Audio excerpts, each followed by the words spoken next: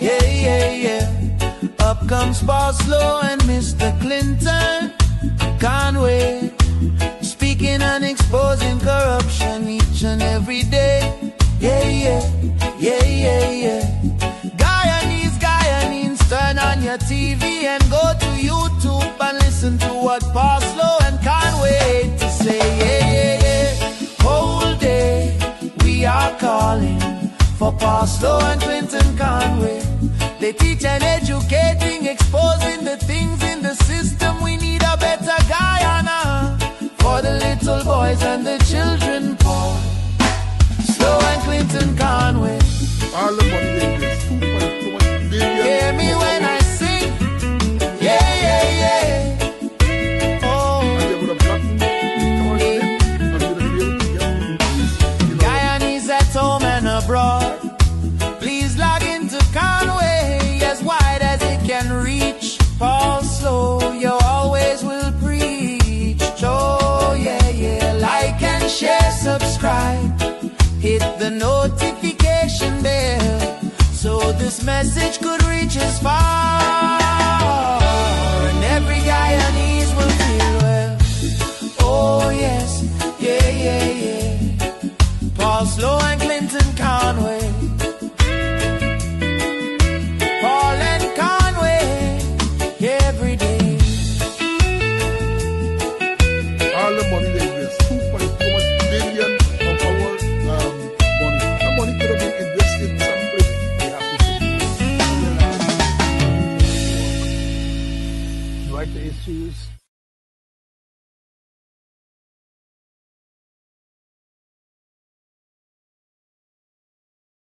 Good morning, one and all. Welcome to the midweek episode of Speaking Out, exposing corruption and incompetence. Today is Wednesday, the 7th day of January in the year of our Lord 2026. Welcome.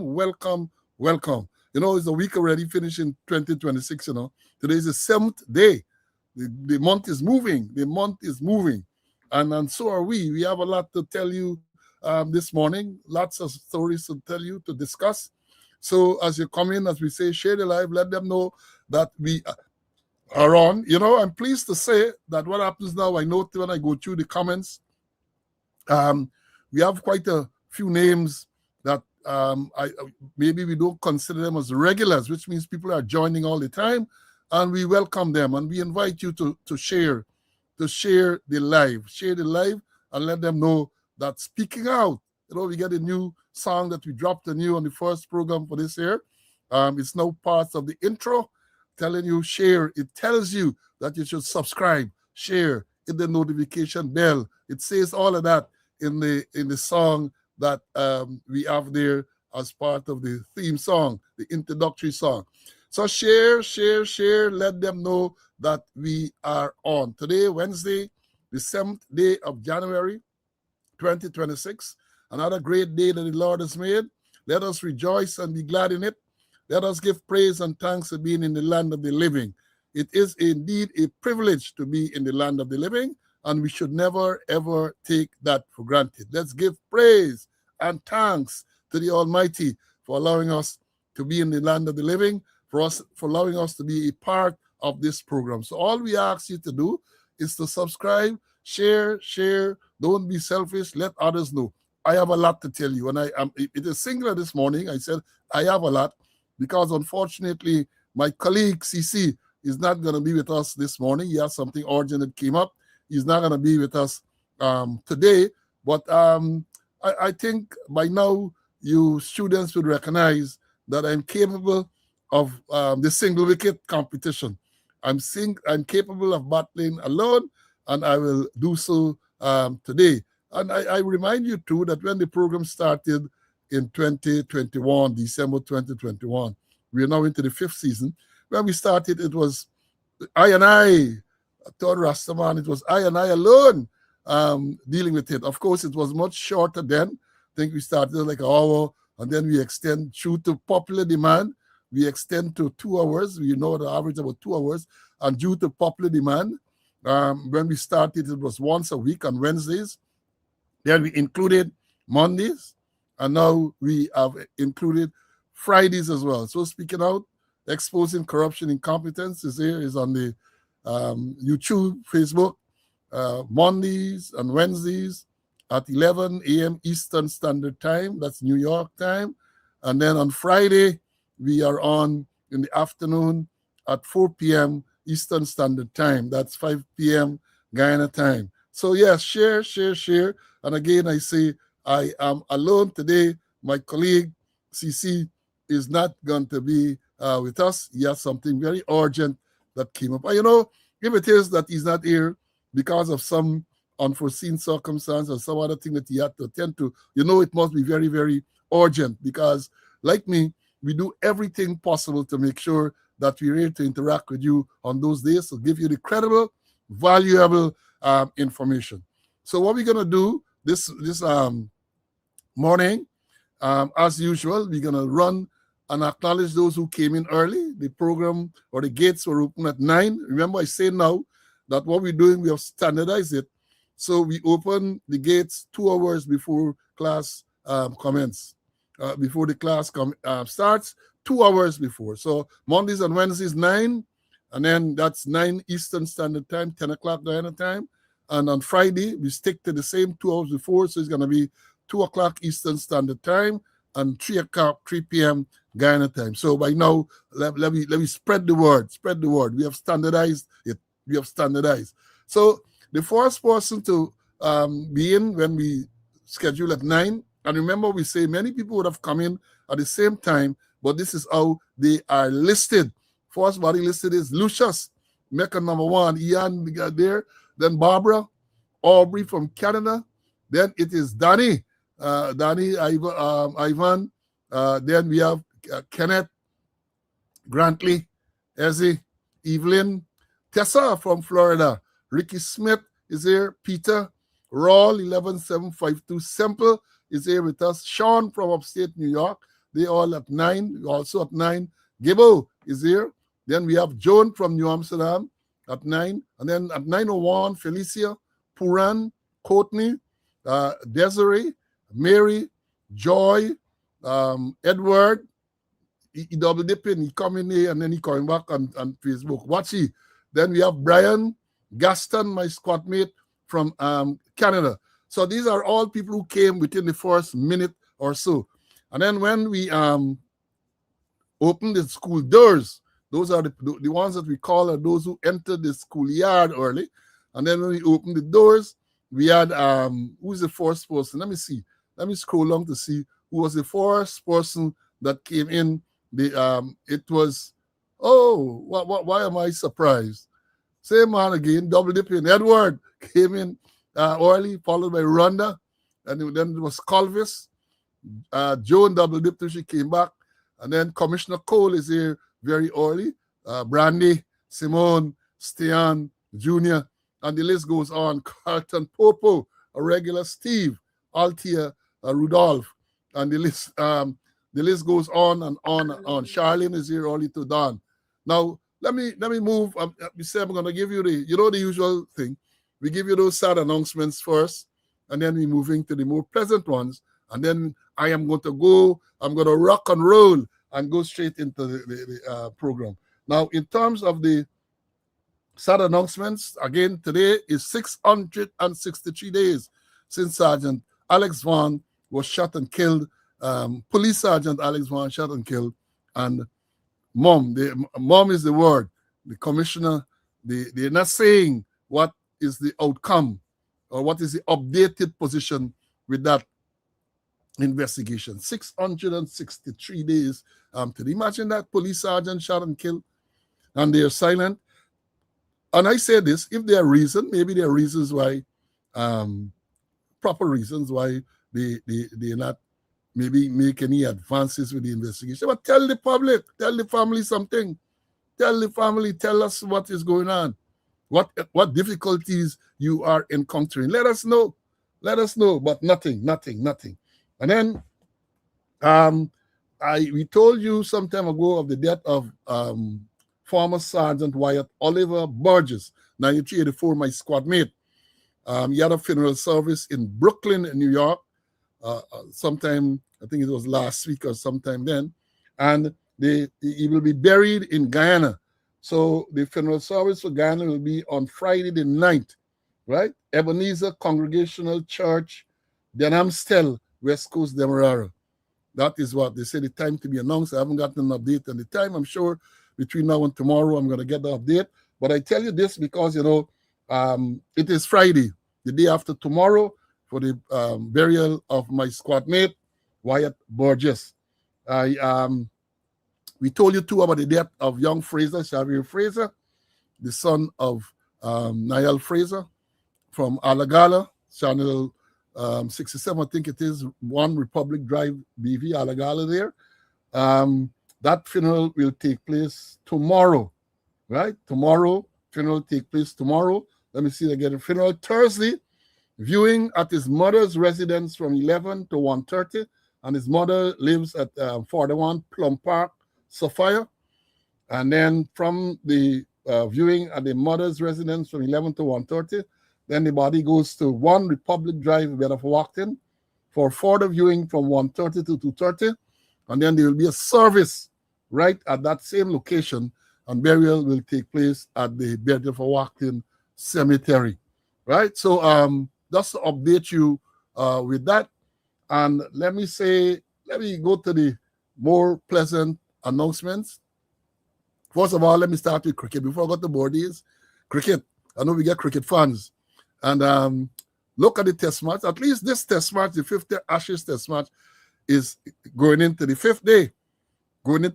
Interestingly poised because England has a lead of 109 or something like that. With 2 wickets in hand. 2 wickets. Bettel, 100 odd not out. Maiden test 100. And the man brought up the 100 in style. I didn't get to see it live because I was looking. And then he was on 99. And he spent some time at 99. And then the man does on the wicket and knock a ball for 6 and moved to his first 100. Right? 100. Good batsman. He looks very, very good. But then there was a mini collapse down at the bottom. And Australia will no doubt have a score to chase. The pundits are saying that anything in the vicinity of 200 might be difficult. But for them to get to 200 now, let me understand it. For England to get to 200 now, it means that perhaps they got to bat the whole morning session. And if it is the last day, you bat the whole morning session, then you're leaving you're leaving only 2 sessions to get Australia out. So you don't know how they're going to work. Yes, and they said Jacob Bettel, he was born in Barbados. They say he's born in Barbados. That reminds me of the great opener, our Gordon Greenidge. Gordon Greenidge was born in England, but chose to play for the West Indies. Bettel was born in Barbados. He chose to play for England. And we have a lot of those. Archer, he's a born Bajan. He played for England. We have CJ, Chris Jordan. Yeah, many of them over the years. Many over the years. That is how the game has evolved. And let me say this too, because if you're following the T20, the lead up to the T20 World Cup, it is less than a month away, It is less than a month ago away. I don't think that the West Indies have named their team as yet. But they got a big controversy there between Bangladesh and India. Bangladesh team, they have chosen not to go to India to play. They made a request to the ICC for them to play their matches in Sri Lanka. That has been denied. And ICC said you play in India or you forfeit the points, right? That is what they said. And I was trying to find out the background. The background is really sad because the Bangladeshi, I think, India is predominantly Hindu. Bangladesh is predominantly Muslim. And I've been reading where it is saying that they are claiming that the Muslim people in Bangladesh are attacking and have killed a few Hindu businessmen who are stationed who live and work in Bangladesh. And it's Mustafir, whatever you call him, Rahim. He had some threats or something like that, and they were fearful, and they claim that India intervened to make sure that he didn't get all sort of thing, man. Yeah, I must follow it but the Bangladesh government This is where I'm going to end this one. The Bangladesh government has banned the broadcast of this year's IPL in Bangladesh. So this thing is serious. This thing is serious. And Pakistan have come out in support of Bangladesh. So let's see where it will go. The cricket now is a lot of politics. A lot of politics. I read today something today, people. They're calling for the president of the West Indies Cricket Board, Dr. Kishore Shallow, who is now a politician in the new St. Vincent and the Grenadines government, for step down and all this type of thing. And people are not there, I read yesterday, somebody said, and this is not a joke, this is what somebody wrote. Somebody wrote to say that Shallow and Darren Sammy, who is the cricket czar, should be dealt with in the manner in which the U.S. dealt with Nicolas Maduro. Somebody wrote that. These people are not ordinary. Somebody wrote that. But let me tell you now about the birthday greetings, man. Let me tell you about the birthday greetings. The first birthday greeting I want to announce today is a very, very good friend. And I spoke with him this morning, and I said the usual birthday greetings would not suffice. So I'm referring to none other than retired Deputy Commissioner Henry Chester. My good friend and buddy Henry Chester is observing his 80th birth anniversary today. And I told him that I'll pay him a little tribute, which I will do after the other announcements. Henry Chester is observing his 80th birth anniversary today. Now, also observing a birth anniversary, then by sending thing to me all the way from England, is none other than Robeson Shoot and Scoot Ben.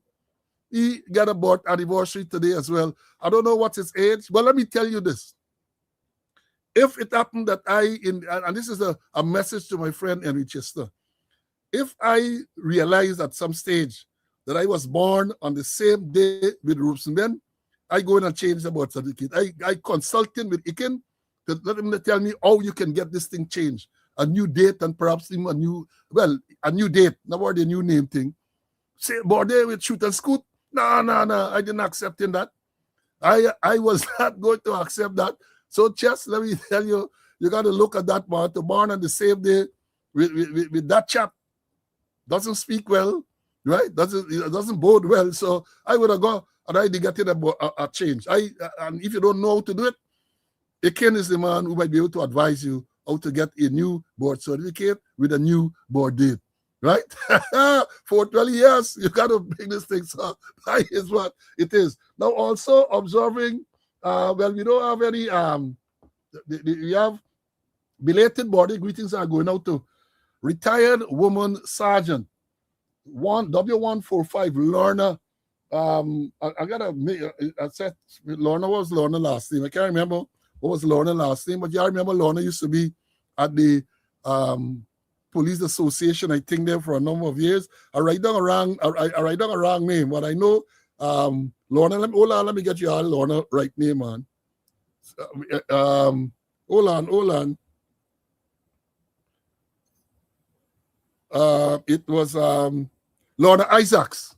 Lorna Isaacs, right? Lorna Isaacs was Lorna Isaacs celebrated a birth anniversary yesterday. She, as I said, retired W145. Also, hey, I had a man sent to tell me this morning, a very good friend of mine sent to tell me that yesterday was police constable / corporal. He was a constable and a corporal at a board. I'm referring to Kellen Gilbert. Yeah, I remember Kellen Gilbert. Kellen Gilbert is the man who cussed up the sergeant in the outpost by Sabruk Market. And then he left the work. And while he left the work, when they had this this promotion in July where the president got a brainwave, where he said he got a vision and they promote people, Gilbert had already left and he got promoted to corporal while he was a civilian. This is the same man too who was working at the advisor to the Minister of Home Affairs place there when he was found sleeping with an assault rifle, right? He was found sleeping with an assault rifle after being on duty for, they say, about 18 hours straight. He was on duty, 18 hours. And when the man go home, I forget his name now, and saw the policeman sleeping, it is alleged that what he did was to take out the rank's photograph and had it take out a video of the rank had it circulating on social media. He was sued, but Gilbert wasn't successful. He wasn't successful. I think the matter was thrown out, right? Harry Gill. Harry Gill is the name of the advisor. Is he still an advisor to the Minister of Home Affairs? Because I remember in the previous government, he was an advisor to Shoot and Scoot Ben. But now Shoot and Scoot Ben, having been removed from that post, he is now the senior advisor to the minister. I wonder what he's advising on. Because I noted too, after the bombing and the capture of Maduro Saturday and the convening of the defense board, the photograph that they sent out there, Ben was there. Ben was there. Perhaps he's telling them to shoot and scoot. Perhaps he was, Mark Phillips was there too. And I think after that, Mark Phillips left and went to Region 1. So maybe Ben advised him. God, I said Mark Phillips was a chief of staff of the army, right? They'll tell you which army. Maybe Salvation Army, right? Maybe Salvation Army. So that is what that is what somebody said. I'm being told that Harry Gill is the Consul General to Barbados. Oh man, them are getting this thing sweet. From advisor to the minister who did absolutely nothing apart from taking out a video of the policeman sleeping after 18 hours on duty. He is now the Consul General to Barbados. Things sweet, man. Things sweet for the friends, family, and favorite. We're gonna talk about that because Susan Rodriguez in the news again. So we have that. Kellen Borde was yesterday, and then we have tomorrow. I think it is the birth anniversary of former leader of the opposition, Joseph Harmon, retired Lieutenant Colonel. He observes a birth anniversary tomorrow. Also, Esther Young, a Guyanese living in the Bahamas. She's an educator living in the Bahamas. She will be observing a birthday tomorrow too. So to those who are observing today, like my good friend Chester, like my not so good friend Robson, Shoot and Scoot Ben, and those who observe recently and who are observing in the near future, all the best. Happy birthday to you all. Happy birthday. Now, as I said, I can't tell you just happy birthday to Mr. Chester and leave it at that. I owe myself and him a duty to give you I'll pay a little tribute to Henry. I have the privilege of calling him first name. I hope you say, call me full mouth because me and his friend.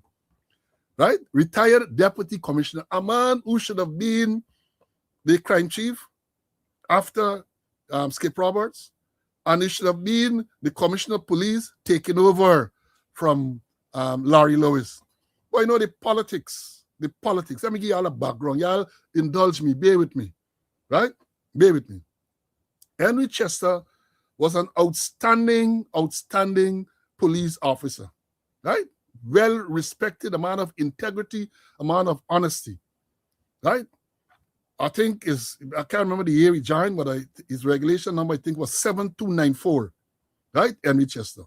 Henry was one of the guys when I joined the police force in 1974, and I got to know him. I got to see, you want to be like them. He was at CID, a stalwart in CID, right? Well-trained, very professional in CID. You wanted to be like these people because they were respected, they were knowledgeable, and you want to be like them. So I looked at him and admired him from very, very early. And then for those of you who might not know, his father, who had the same name, Henry Chester, was killed in 1959 at Namrik on the east bank of Essequibo by the notorious criminal Clement Coffey. The older policemen will remember Clement Coffey. Henry's father was killed during the line of duty by Coffey. Now, let me tell you about the politics, because that is what has gotten this force, the Guyana police force, the way it is. The story is, and I can say this from memory, I was there at the time. Balaram Ragabir was the commissioner of police taken over from Lloyd Barker, right? Now, when Balaram Ragabir reached the retirement age of 55, Desmond Hoyt, who was the president, decided to extend him, right? Extend his service. The key point to note here is that at the time of the extension and all the other extensions, Balaram Ragabir was already appointed Commissioner of Police. And I say this to remind you that when Ikin went past his birth date, it's 55 years, he was not appointed Commissioner of Police. And then they use all other nonsense to tell you that it was lawful. Never can be lawful, right? All right, so Balaram was appointed Commissioner of Police. And then Balaram got himself into some difficulties with taxes and so on. And Desmond Hoyt decided to remove Balaram as Commissioner of Police, send him on retirement, but he made him High Commissioner to India. So from Commissioner, he went to High Commissioner to India. Now, the man who many of us expected to be appointed Commissioner of Police at that time was Cecil Skip Roberts. Deputy Commissioner Roberts. Larry Lewis also was a Deputy Commissioner, but Larry Lewis was not within the stream. Larry Lewis come from Special Branch. I think he spent some time in A Division, Borderies. But at the time when this was done, because Larry Lewis was also seconded to the National Service, either Assistant or Deputy Director General. And then when he came back, he was put to establish what they call the National Guard Service. So he was not in the stream and the force at the time. National Guard Service headquarters was, I think, where GRA is now a guard service. So then a decision was taken. I appointed Larry Lewis. That was in 1990. I remember well, the same year I returned from serving with the UN. And I think there was some friction between Larry Lewis, Deputy Commissioner, now appointed Commissioner, and Cecil Skip Roberts.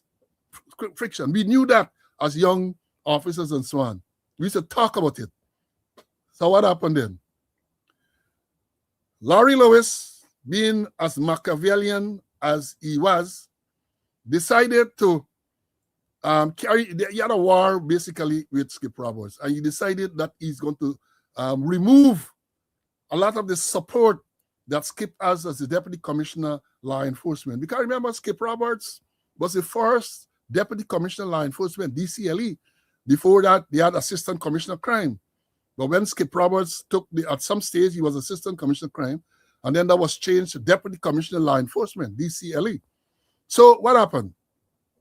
Larry Lewis decided that all them people who were at CID headquarters, these stalwarts who were, what I used to say, Skip Roberts boys, people like Henry Chester, Vernon Gentle. I mean, list some of the names, go through this morning. Vernon Gentle, Henry Chester, Michael Marks, Joe Tyndall, Thomas Bissett, Eric Hubbard.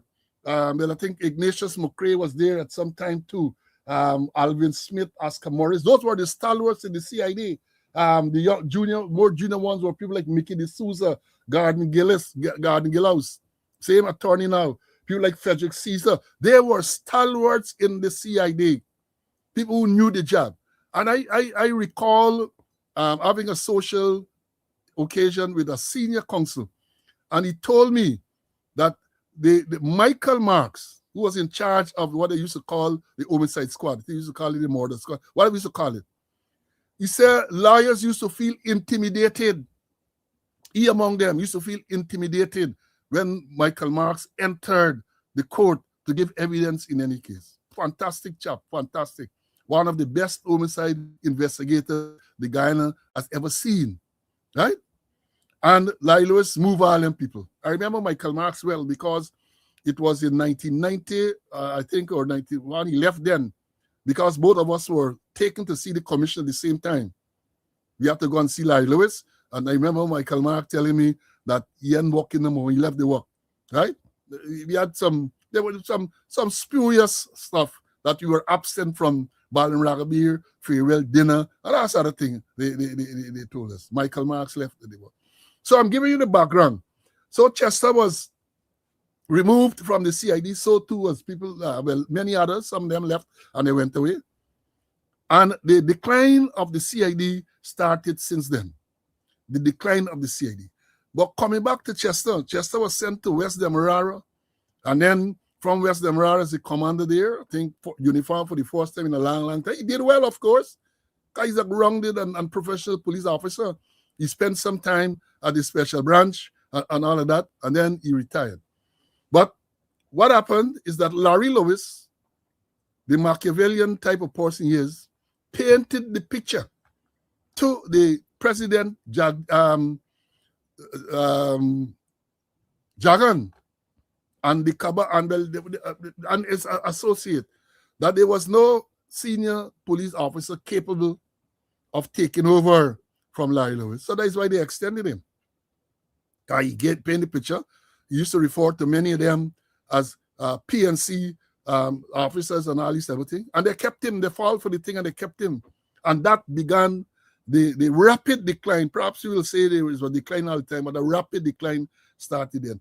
But coming back to Henry, fantastic, fantastic gentleman. I'm going to say gentleman in the true sense of the word. He earned the respect of his superiors. He earned the respect of his peers. He earned the respect of his subordinates. He earned the respect of members of the public, right? People respected Henry Chester. But then because of this politics in the PPP and Larry Lewis staying on and Larry Lewis painting the picture, a lot of people just moved off. And then as a result of that, you had a situation where Floyd McDonald, is the man who took over from Larry Lewis. Floyd McDonald, a man at the finance and so on, little or no experience. He was sent to be Deputy Commissioner, Law Enforcement too. And when you had the crime wave, because I believe I was in the system then, because of the of McDonald's incompetence, that is why things were allowed to go haywire. He allowed Ronald Gadraj to mislead him and to do all kind of illegal, as was alleged, farm death squad and all this everything, McDonald.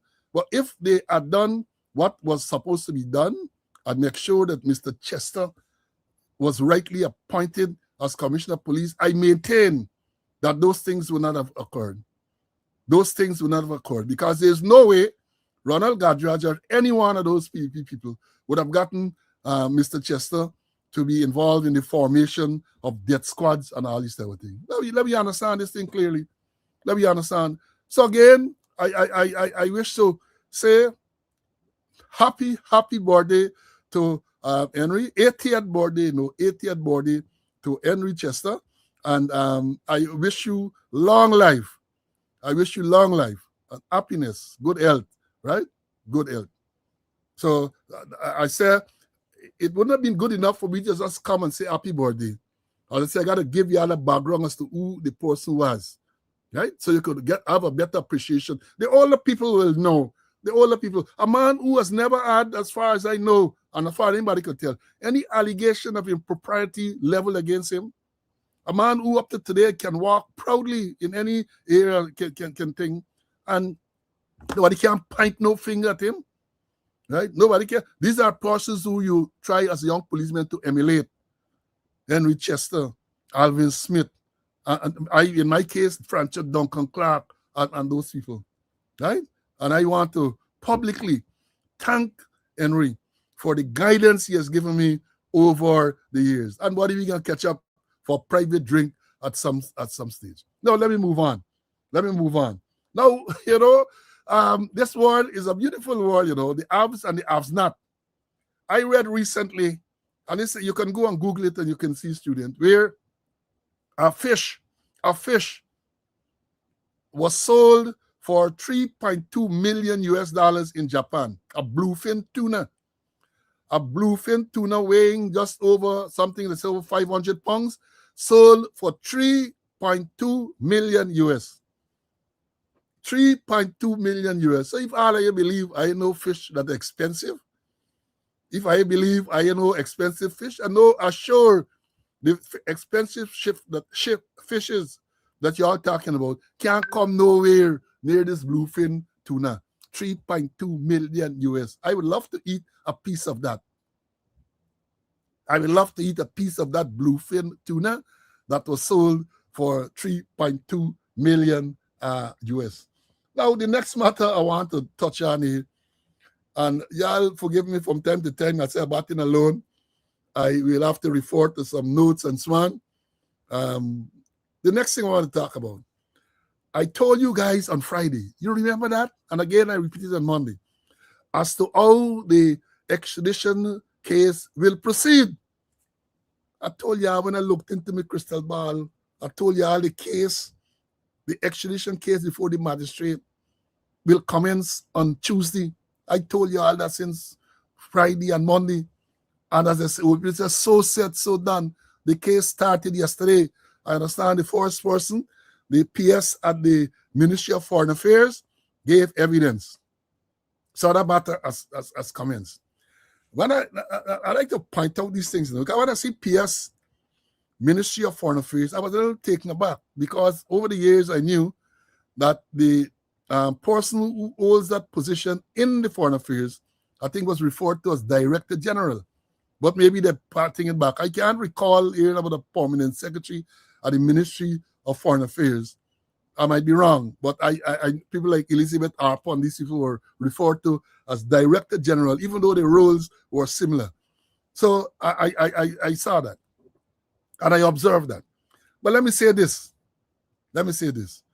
Guyana is a strange place indeed, because on Monday, it is reported that the acting Chief Justice ruled that the matter before the magistrate should continue, even though the defense for Azzuddin Mohammed and his father have filed matters in the High Court to challenge the constitutionality of the amendment to the Fugitive Offenders Act.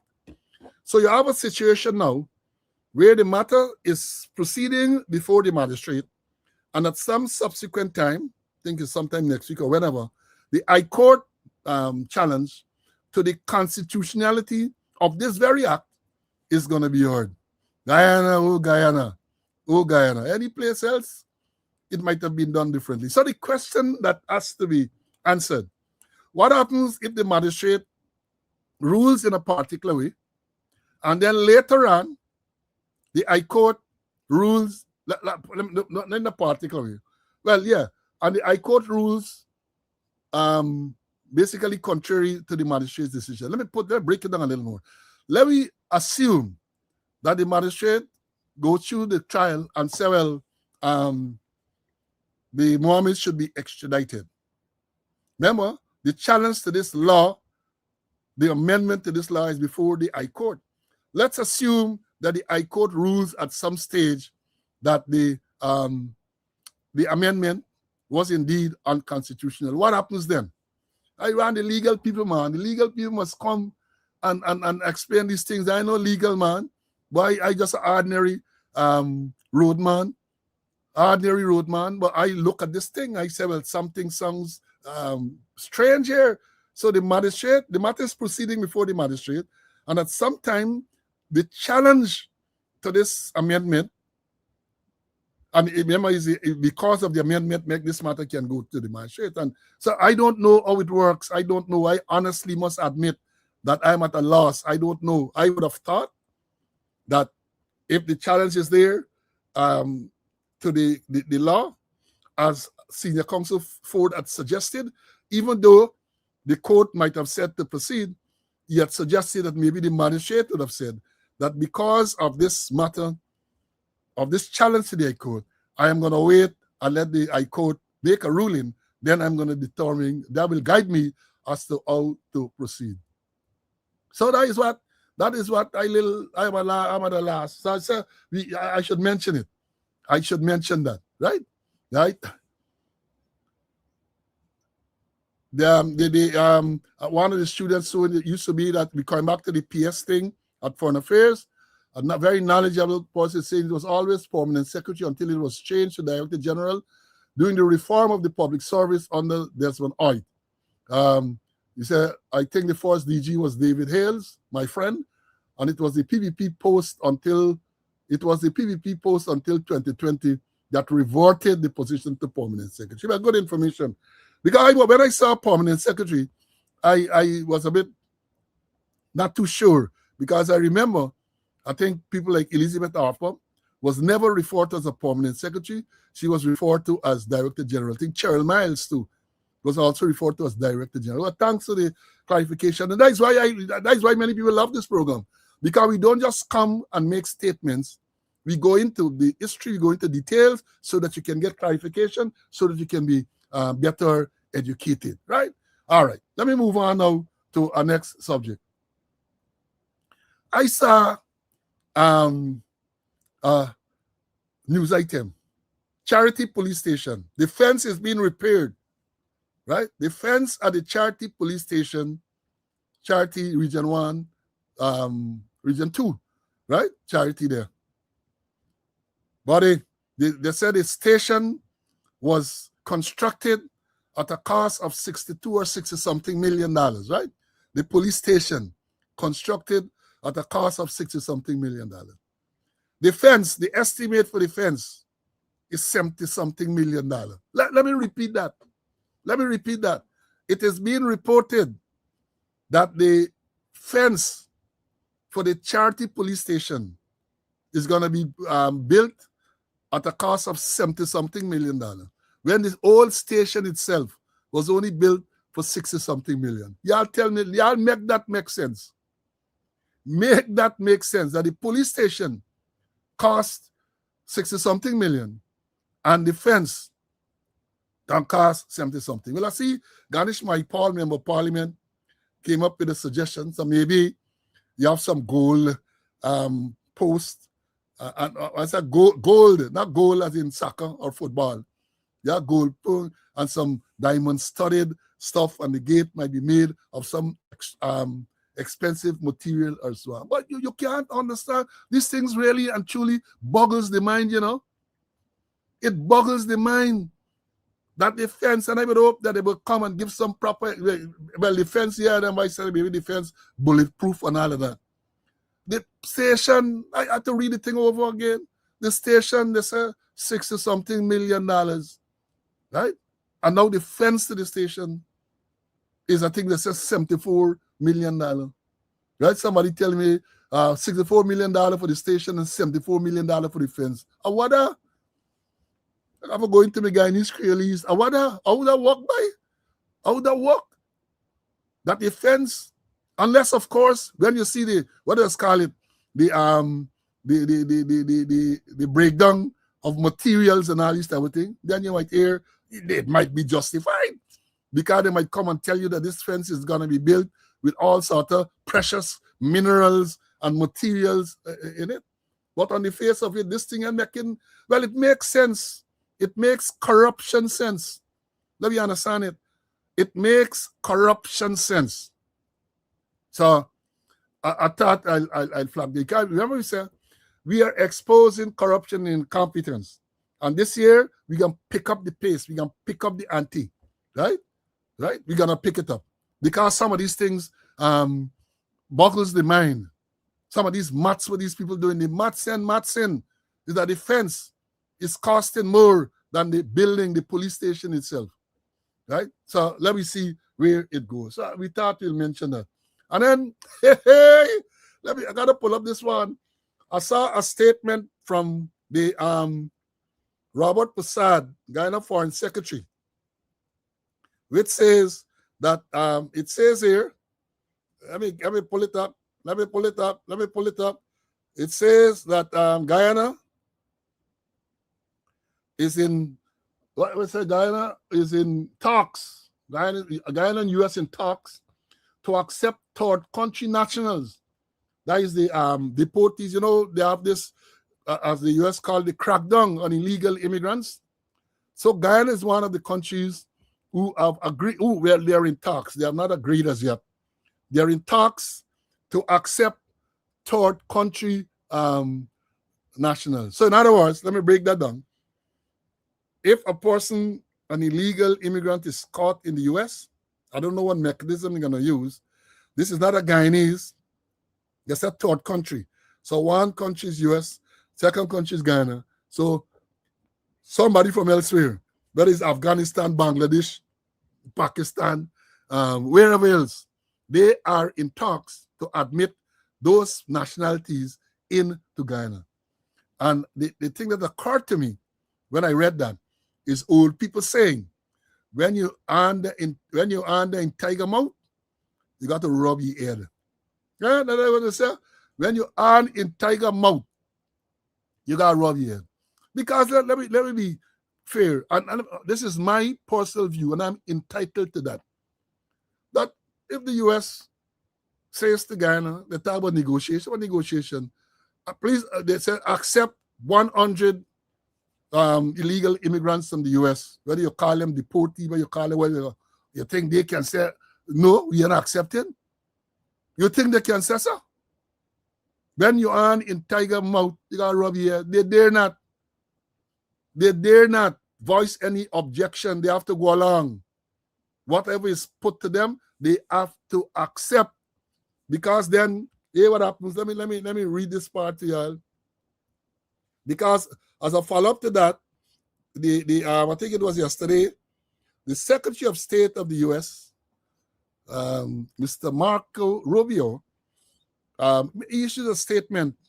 Secretary of State Marco Rubio spoke today with Guyanese President Irfan Ali. There's not he issued a statement. A statement issued, I suspect, is from the U.S. Embassy. Let me read it back. Secretary of State Marco Rubio spoke today with Guyanese President Irfan Ali to discuss further strengthening bilateral security cooperation. He commended President Ali for his leadership as a regional security partner and for Guyana's growing role in promoting stability across our hemisphere.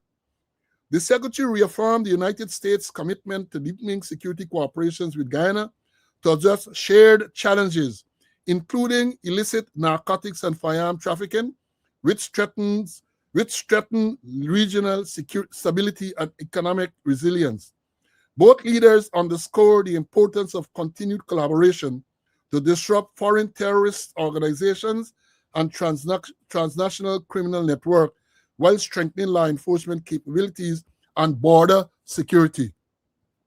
That is what the release said.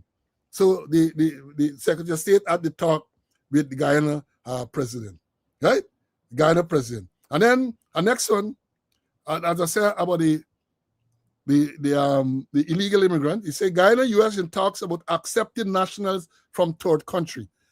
Guyana and the United States are holding talks about this South American nation accepting third country nationals from the U.S.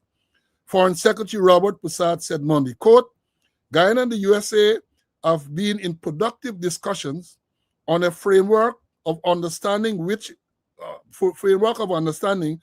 is consistent with our national priorities and needs and supportive of the USA objective, Mr. Poussat told the Emerald Waves Online. So you're saying it's part of Guyana's national priorities to take persons from a third country, these people who are deemed to be illegal immigrants in the United States. As I tell y'all, God got on to them old people saying, when you're on in tiger mouth, you got a patty head. Because let me understand this thing clearly. I'm not saying that I'm not getting into the politics, but I'm saying this without any fear of contradiction. The U.S., based on what we see with the Mohammed's investigation, they have so much information on some of these people about the crimes that they are involved in. Let me go back to this Sugate, where allegation was made that Jack Dew, the vice president, takes $500,000 US from Chinese businessmen to facilitate their operating in Guyana. And then you remember that tape where he said, sue, nothing happened in Guyana.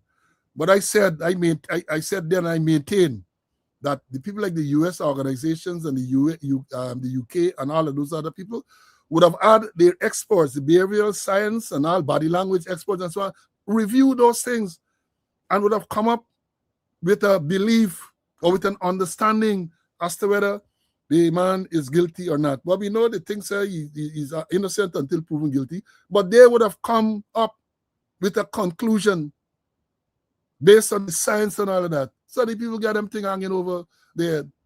The other thing, Junior Bosch came out and made allegation about gold smuggling involving certain named persons and the military people in Venezuela.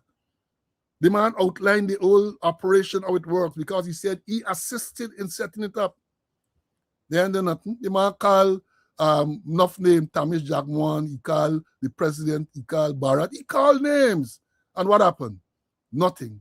It happened. At least in Guyana, they didn't do anything.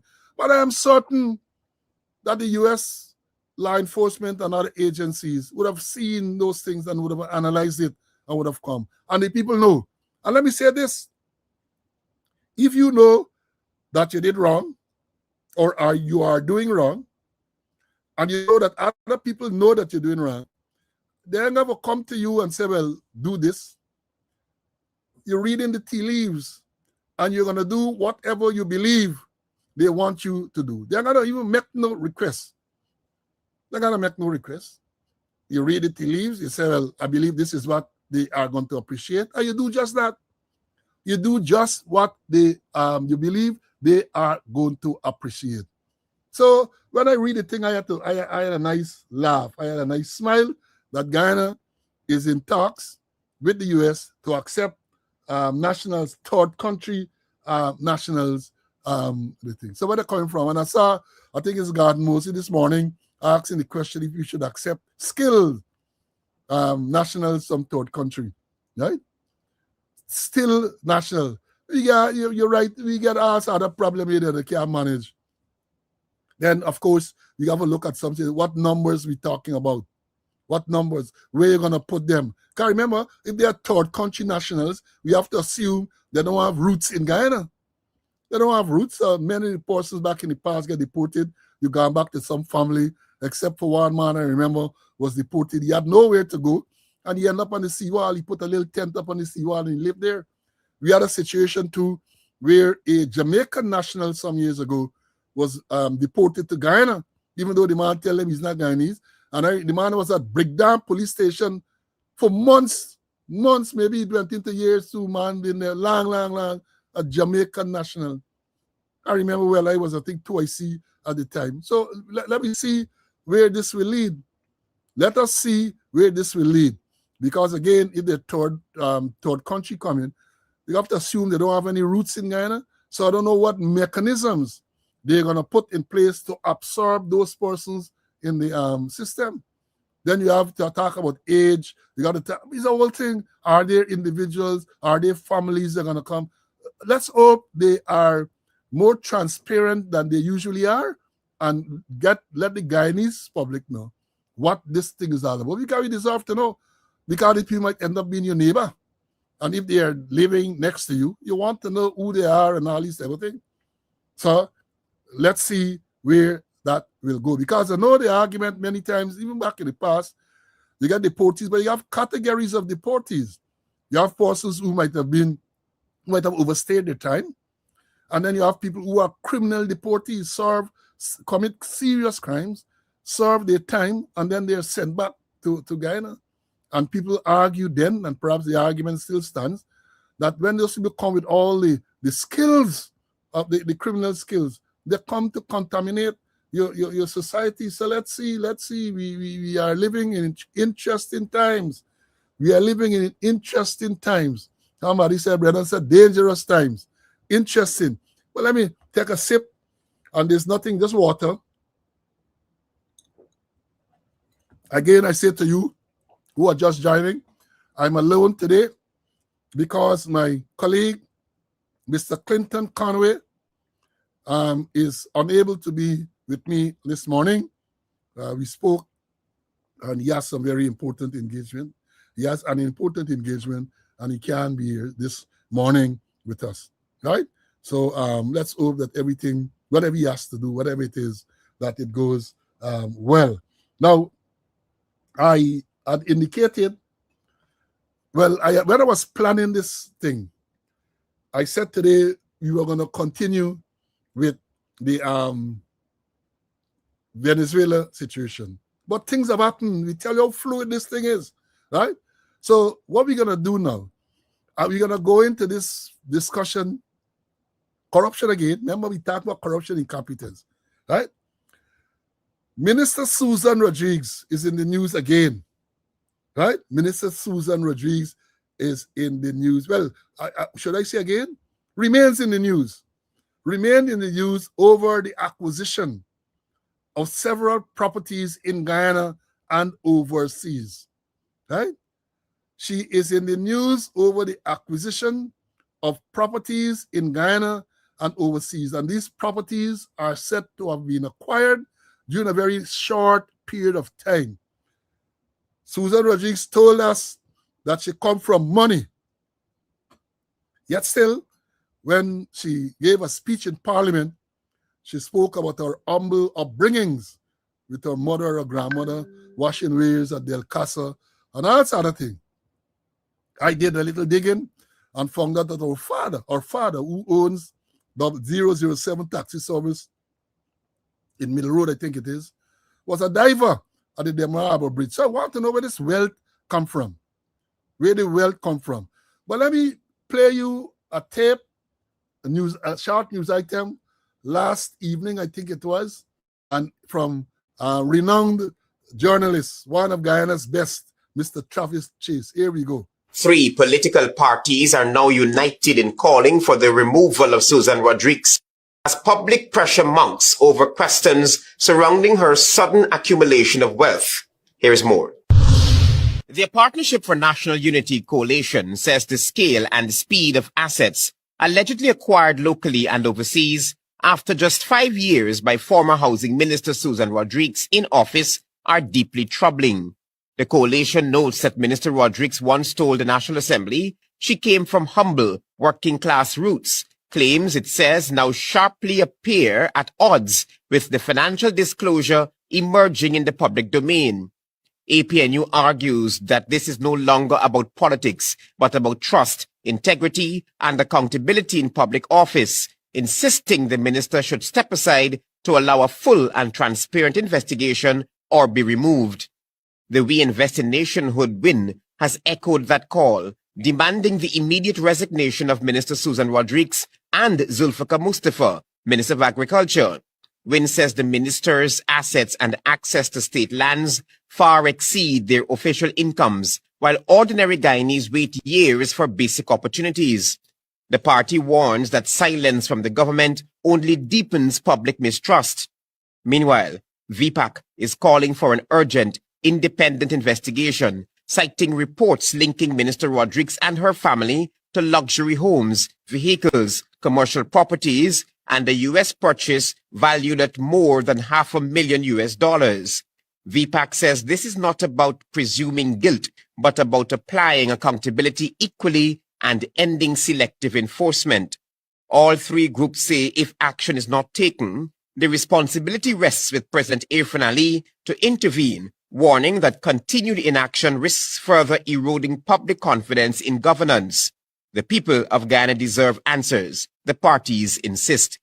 Travis Chase, HGP Nightly News. The United States removal. Yeah, well, you see, you ordered there, and just in case, I know we have people who coming on all the time and might not have been here for previous episodes and so on. Let me just give you all quickly what the allegations are. This is the leader of the We Invest in Guyana's party making this allegation. This is what corruption looks like under the PPP government. Minister Susan Rodriguez, your level of corruption continues to grow to the point where we cannot even begin to address the corruption of your other colleagues in the PPP.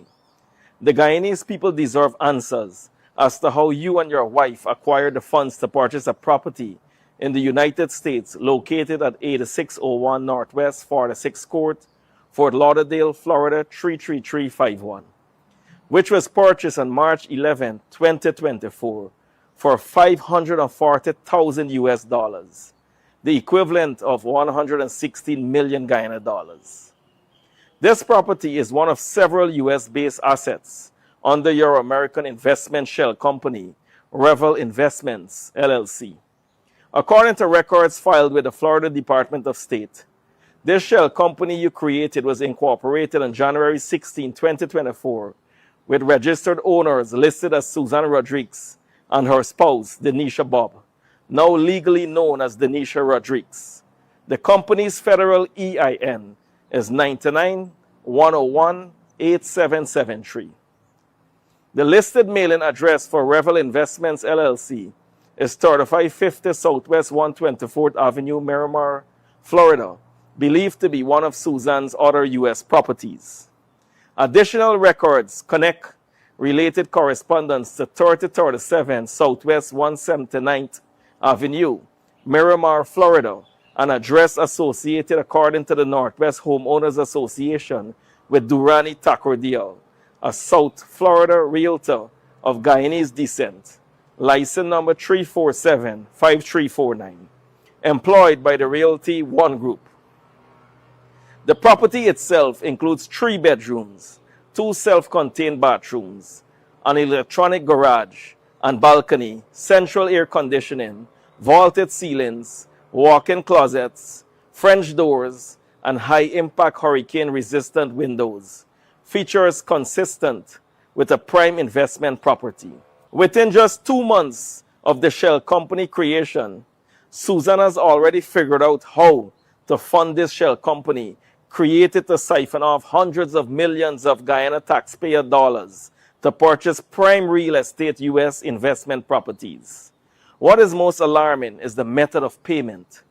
This transaction was executed with 100% equity. What this means is that this $540,000 US dollars were paid in full. A full purchase of this magnitude demands scrutiny on the source, movement, and legitimacy of the funds used by a public official. Guyanese need to know, is it liquid cash drugs money that was collected in the United States to purchase this property? Did these funds originate from Guyana? Which local bank facilitated the transfers? Why were such large transactions not flagged or reported to the Financial Intelligence Unit? Were local banks instructed to ignore standard anti-money laundering protocols? Were these funds routed through any third parties? If the money did not originate from Guyana, then what was its source? Were these funds derived from illicit activity, including narcotics trafficking? These are legitimate concerns that demand answers. Further, this matter now extends beyond Guyana. Transactions of this nature fall squarely within the jurisdiction of U.S. federal authorities, including the Department of Homeland Security, DEA, the Drug Enforcement Administration, the FBI, and the IRS, Internal Revenue Service. Each of these agencies has a mandate to investigate unexplained wealth, cross-border financial transfers, money laundering, tax evasion, and the misuse of shell companies for illicit purposes. Finally, records show that the annual report for Revel Investments LLC, filed with the Florida Department of State for the purpose of fee collection and compliance, was electronically signed by you, Susan Rodrigues. This places you personally on record and directly accountable for the declarations made to U.S. authorities. Imagine if a junior minister like Susan can acquire such wealth from corrupt means, much less a senior minister. The Guyanese people are watching and they are demanding answers. As the presumptive leader of the opposition, I am entrusted with an obligation to expose corruption and misuse of state resources to the Guyanese people. I would also urge the Integrity Commission to publish all submissions over the years. This will show if you're really serious about fighting corruption. You will recall over the last several weeks, I exposed the same minister who owns a massive apartment complex, a large, already substantial home with 6 high-end vehicles, and her mansion currently under construction. With all of this information, I therefore call on President Ali to launch a full investigation into Rodrigues' acquisition of wealth over the years of employment as a government minister with independent investigators, and to immediately relieve her of her minister duties until such investigation is done. Stay tuned for more exposure of corruption of ministers and their families in the PPP government. I say this to those who are talking about the messenger. Forget about the messenger. Listen to the message. You see, that is the problem we have. The message is that the minister has been able to acquire lots of property in Guyana and overseas. And note this, the minister has not denied. The minister is claiming that I got to be careful with I will use the gender here and so on. The minister is claiming that it acquired these things. The minister is not denying. Minister is not denying, as far as I read, owning the properties in Guyana, owning the properties, or at least one property in the United States, Florida, Fort Lauderdale, I think it is, in the United States. $540,000 property. A minister who would have come into government in 2020, I think it was, as the Minister of Housing. That is noteworthy, that the minister was at the Ministry of Housing, that ministry that has had all these allegations of corruption leveled against it. The current president was the minister in that ministry. And he was charged, there was 19 fraud charges as a result of certain actions he took in that ministry. I think it was last year, the CEO, Sherwin Graves, got skinned up when it was revealed that he bought a property in Queens, New York for $925,000 US dollars. And it is said that that was an undervalued, understated amount, because the property valued 1-point-something million US dollars. Now the minister, because all these transactions that they're talking about took place when Susan Rodriguez was the Minister of Housing. These things are important for you to understand. Now, having listened to what Azzuddin Mohammed just outlined, and as I've said before, if Pato come from river bottom and tell you, say, Uri get fever, you have to believe him, because he was part of them. And because of that, some people get no sympathy for him, because he and his father were all part of this PVP gang, this corrupt gang. But at the end of the day, forget about who the messenger is. Listen to the message. And if you don't want to listen to the message from Azzuddin Mohammed, because he is in that, they like to say he's sanctioned. Yes, he's sanctioned. He's not the only person sanctioned. The permanent secretary of the Ministry of Affairs, May Thomas, was sanctioned at the same time. She was removed from that ministry and sent to the other ministry as a PS. She was elected as a central executive member of the PPP. They don't tell you them type of thing. The police officer, Emnat Sar, is sanctioned by the US as a drug trafficker. They don't tell you that. But they like to tell you, oh, the sanctioned man. And a request is there. Yes, a request is there for his extradition and all that. But I want to remind you, and Nandalal should know this, that he is presumed innocent until proven guilty. They don't remember that, you know. That is a convenient phrase for them. Azzuddin Mohammed, his father, and all others are presumed. That is constitutionally guaranteed, that they are presumed innocent until proven guilty. And let me say this, an extradition proceeding, such as the one that has started yesterday, is not to determine guilt or innocence, as far as I'm aware. That is not to determine whether he's guilty. Is if it gets to the US for trial, that is where his guilt or innocent will be determined. That is where his guilt or innocent. But if you believe that Azzuddin Mohammed has no credibility, and therefore, because you feel he ain't got credibility, you should not listen to him, I invite you to listen to Tom Anderson. Now, who is Tom Anderson? Those of you who look at Straight Up with Mark Benchcop, you're going to see a guy there, American guy, who is a guest from time to time and who would analyze lots of issues. Last night, I looked at Tom Anderson. He has a program. It's going to be on YouTube. And for those of you who are interested, I have it, so I can send it to you. Because the man is about 20-something minutes, about half an hour long. He went into his background to tell you who he is and what work he does and all these everything. So, you know, I love the type of professionalism. So you're coming just to talk. He gave you his background, and he made some starting revelation, because he said that when he heard the allegation that we just heard from Azudin Mohammed, and when the address was listed, he realized it's just up the road from me. He live in the same area. He realized that this address is just up the road from where he live. According to what he said, he could ride the bicycle and he could get there.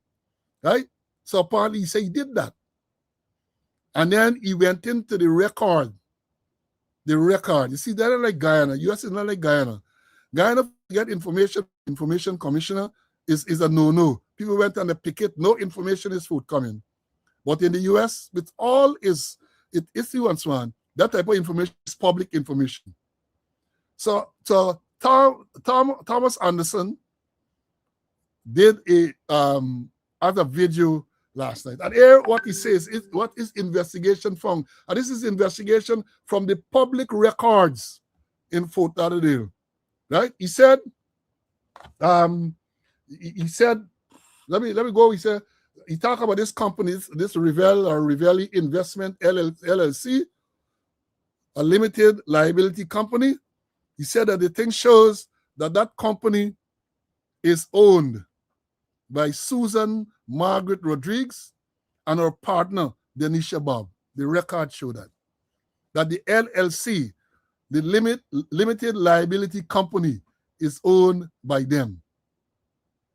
Right? He goes on to say that the property, this $540,000 US property, his investigation shows that this property was bought on April 9th, 2024 for $540,000 in the name of Susan Rodriguez. No other name. Susan Rodriguez. Public records, Susan Rodriguez. On the 9th of April 2024, this last year, less than a year. Here, what are some of the starting revelations? Tom Anderson said that a mortgage, and the minister said that, well, they took a mortgage to buy this property. Tom Anderson confirms that a mortgage of $378,000 was taken to buy this property. And he said that the mortgage was taken on the same 9th of April 2024. Y'all follow me closely. Follow me closely. Same 9th of April 2024, the mortgage was taken. Right? And then he says this strange thing here. He said that, well, at the time of the purchase of the property, mortgage of $378,000, he said it means, based on this investigation, that the down payment of about $150,000 US was paid. Listen to this carefully. The property value $540,000. As admitted by Susan Rodriguez, she got a mortgage. The man is saying that the mortgage is for $378,000 and a down payment of $150,000 was paid on the mortgage. He said the ownership of the property, this $540,000 property, was transferred the same day to this limited liability company, what they call it, Revelli LLC, owned by Susan Rodriguez and its partner, Denisha Bob, the same day. The man, look, y'all go and listen to these things. Listen, he said, that is what he said. He said, he's saying that the property was bought on the 19th, on the 9th of April, rather. There was a mortgage for $378,000. You do the calculation, mean $150,000 was paid down. The property was bought in the name of Susan Rodriguez. Right? Remember, they established this LLC. The LLC was established in January. On January the 16th, 2024, an LLC, a limited liability company, was established in the name of Susan Margaret Rodriguez and Denisha Bob.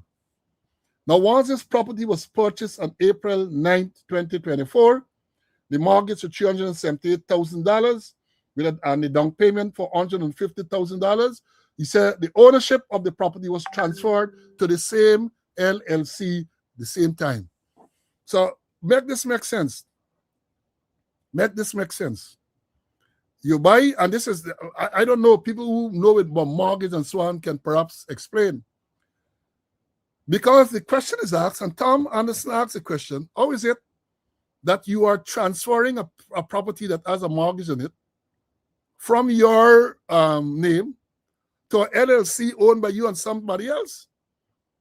How that works? Because how I know, perhaps you again, you can advise me, that once there's a mortgage on the property, the owner is the bank really or whoever, or the lending institution, you can't transfer nothing, sir. The only way you can transfer is that you have to pay off the mortgage, and then you will become the owner. But if a bank or any lending institution gives you a mortgage, in this case, a claimant $378,000, how are you transferring this thing out of your name to somebody else's name? And then the question came up as to whether it's not mortgage fraud and all this type of thing. This thing, again, I say, forget about what Azadin Mohammed, because I might believe that they believe he's a criminal, even though he has not been convicted in any court of law. Thomas Anderson, and here what the man did. The man did a split screen. So these numbers that he's talking about, he's showing you in the records, because the US, you can go into the public records and see these things that the man is talking about. You can see, again, you got a property, and the minister has not denied. As a matter of fact, the minister has admitted, even the first time when Azadin made the statement, she came out and admitted that she said she come from money, and she got properties in Guyana and in the US. Thomas Anderson said he has only been able to deal with this one, but based on what we understand, they got more properties in the US. So the houses that Azadin Mohammed showed, this big fancy mansion with 6 cars and all them thing in the garage. The question is also asked in Guyana, who owns the gas station at the corner of Camp and New Market Street? Because it is alleged that is the same set of people who own this thing. The minister and its wife. Gotta be careful how you're using these. Gotta use neutral gender stuff here. The minister and its wife own the same property at Camp and New Market Street. That is what is alleged. But coming back to the property, there are so many questions to be answered. So many questions. To me, the most glaring is that the most pressing question, you get a mortgage, $378,000, and you are transferring this thing from your name to LLC. You're transferring it from you to you and your partner. How that works without paying off the mortgage? Is that allowed? Can that be legal? So what happens if you default on the mortgage?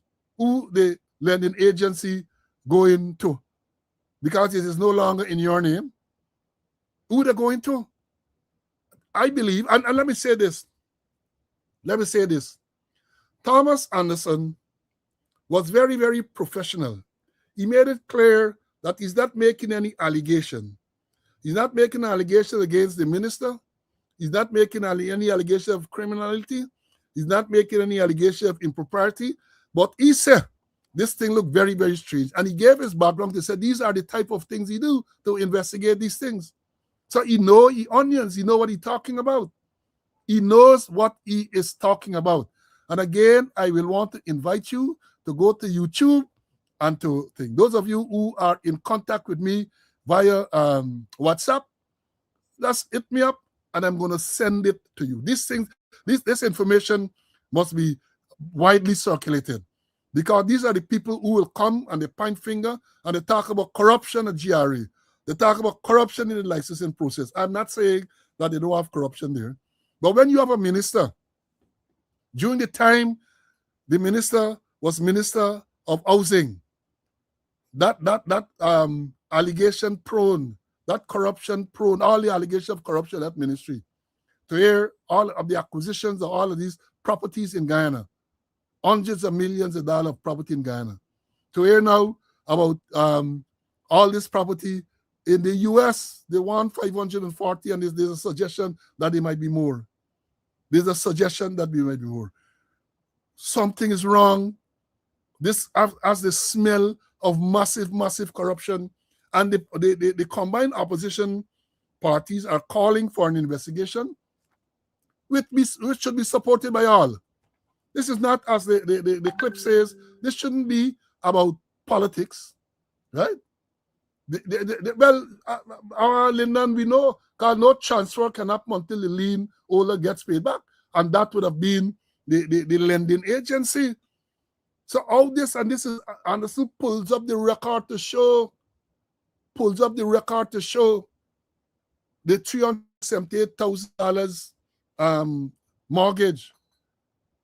And you did the calculation. If a mortgage is so 500, if the property value is $540,000, and you have a mortgage for 378,000, then you have to pay a down payment of $150,000 US. Where all this money coming from? You know, so, oh, Madeline, sweet Madeline, tell me where you get that money from. Y'all know the Quaker song, man? Folklore, Guyana. Oh, Madeline, sweet Madeline, tell me where you get that money from. Let me change it up. Oh, Susan, sweet Susan, tell me where you get that money from. Money like dirt. Money, I'm going to say money like dirt. Our student here, Dudley, from Jamaica, no. Lyrics like dirt. Money like dirt, Dudley. Money like dirt. Money like dirt. Where all this money coming from? I was saying they're calling for resignation. But the people in Ghana don't resign. The only man who resigned is Sherwin Greaves. With the $925,000 property in the US, he resigned. Right? Dharam Lal, in the face of all them allegation of raping a little girl and bugging the little girl, not resigned. He didn't say he was sent on leave. He requested to go and leave. You get Commissioner of Police, $8.5 million. He admitted, he confessed, he took in the office. Nobody are going to leave in Ghana. They're going to blame the opposition. They're going to blame people like Slow and Conway for highlighting this thing, right? And maybe you might hear that say she's requested, or it has made a request to go on leave. You might hear that. It might make a request to go on leave to facilitate an investigation. Investigation by whom? SOCO, police CID. They can conduct an incredible investigation. If you want a credible investigation, now that you have this close relationship with the US, not only yesterday, the US Secretary of State, Mr. Marco Rubio, talking about this relationship with the US to counter money laundering and drug smuggling and all that. Call them to do an investigation because money laundering might be involved in this. Definitely not the RASS, not the RAS out of Barbados to come and do this. Right? So call them. Only yesterday, I think it was, you are posting to say what a wonderful relationship there is between the US and Ghana. And nothing wrong, good relationship. And therefore, you should use that connection to invite them to do a proper, credible investigation. Don't invite them to come and pick she up yet. Just invite them, I say she again. Don't invite them to come and pick it up yet. Invite them to do a proper investigation. And while they're at it, tell them, say, look, they made a serious false allegation against the vice president that he takes $500,000 from Chinese businessmen. Please investigate that at the same time. And while you're at it, one Junior Bash, a gold miner, claims that the certain senior people in the government and other gold miners are involved in gold smuggling and money laundering involving Venezuelan military personnel. Can you please investigate that at the same time too? Do that, man. Do that. You have indicated you have a fantastic relationship. Robert Passad, Foreign Secretary, do that. Reach out, man. Ask them to do this investigation. But don't come at some time and tell me that SOCO doing this investigation or CID doing this investigation. They are all compromised. They are all compromised and cannot conduct a credible investigation. Normally, during the course of time, I would have said, I would have called in the partner for him to have his say, but are they alone? I hope you all appreciate efforts that are being to bat alone. It's not easy for bat alone, you know. It's not easy for bat alone. And this is not one tip, two tip. This is one tip, bound to run. Don't you familiar with that type of cricket? As a little boy, we played cricket in the backyard and so on. You got one tip, two tip. Meaning, from the time you toss the ball the second time, you have to run. You have to run. But when you graduate from one tip, two tip, to one tip, bunk to run. From the time you touch the ball, you got to run and run back. That was score a run. And here what happened then? It trains you to very be aware of where your stumps are, right? Because what can happen from the time you average the ball outside your leg stump or your ball outside your half stump, you ain't playing. Because if you're playing, you got to touch, you got to run, or you're out, right? You got to out. You wait, you don't want to get bowled down. So when the ball comes on the wicket, you pelt the lash and you run, right? Thanks, Dexter. So you have one tip, bunk to run. That is what you have, one tip. So over batting, people say batting, good. And then you get last man bat out. These are, and then let me tell you something. In case you all know, the younger people ain't gonna know this. When we talk about one tip, two tip, and one tip, bunk to run, is that no ordinary wicket, you know? It's a whole big tire. It's a whole big old car tire. You got to defend. Or in some cases, they got a big drum cover. And here, let me tell you something about the drum cover. When you get bowled with a drum cover, if you aren't good, you're dead. Because when the ball compressed bumper, when the compressed bumper knock the wicket, you hear boom, a big noise, they keep a bomb go off. So they got no question as to whether you're out or not. You want no third umpire there. That thing makes such a loud sound that you know that you're out, and the whole thing tumble all over the place and so on. Good days. Coconut bat. I know the coconut bat, Milton ball, right? Milton ball. And you got rubber, you wrap up and think you get money for buy ball and so on. If you get money to buy ball, and you buy the ball, then you controlling the game. Because if you ain't getting batting, or if thing go in, thing ain't going your way, you tell it, say, boy, me gotta go home, me get call. They pick up your ball and you gone. Me gotta go home. My mother called me, my father called me, me gotta go home now. It's done, the game done. But you get call, it's blows, you get in. Belly walk, you call it belly walk. Winston, you're familiar with that belly walk. Man batting the year getting out, you get belly walk, right? You get all sort of thing, improvised bat, improvised ball. And that is why perhaps we were so good in those days. Improvised bat, improvised ball. Now let me move on. I ain't done with Susan yet. I saw a letter this morning in today's Stabrook News. Some very serious questions are asked about the same Susan and this property thing. Here what the letter says. The letter is written by one Hemdutt, H-E-M-D-U-T-T, Dr. Hemdutt, H-E-M-D-U-T-T, Kumar. And here what it says. Dear editor, a new wave of controversy has engulfed the Guyanese government after documents from the state of Florida tied to U.S.-registered company Revel Investment, LLC, tied this company to Minister Susan Rodriguez. Official state filing lists Rodriguez as manager and authorized person for the company, formed on January 16, 2024.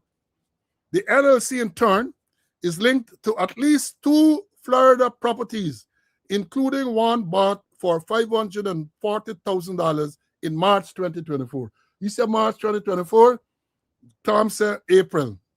I'm going to call you later for a month. But let me read back that.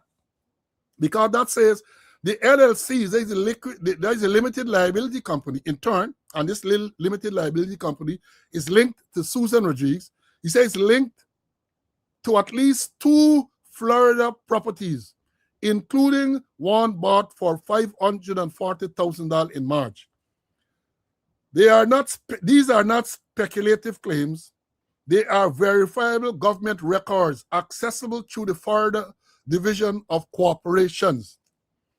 This revelation raises fundamental questions that no amount of political deflection can conceal. Was this U.S. company declared to the Integrity Commission as required under Section 13 of the Integrity Commissions Act? Were the properties and transactions disclosed in the minister's most recent filing? What is the legitimate source of the funds and through which banking channel they were transferred overseas? Were these transfers cleared by the Bank of Guyana or monitored by the Financial Intelligence Unit, FIU? The law requires all public officials to declare every asset, whether held directly or through a company, within and outside Guyana. Failure to do so breaches both the letter and spirit of the public integrity laws. The question then is not whether such transaction occurred, the records confirm they did, but whether they stand up to legal and ethical scrutiny. Yet, from the institution charged with enforcing the law, the Integrity Commission, SOCU, and the FIU, and the Bank of Guyana, there has only been silence. That silence, in the face of documented financial anomalies, borders on complicity. The duty of these bodies is not symbolic.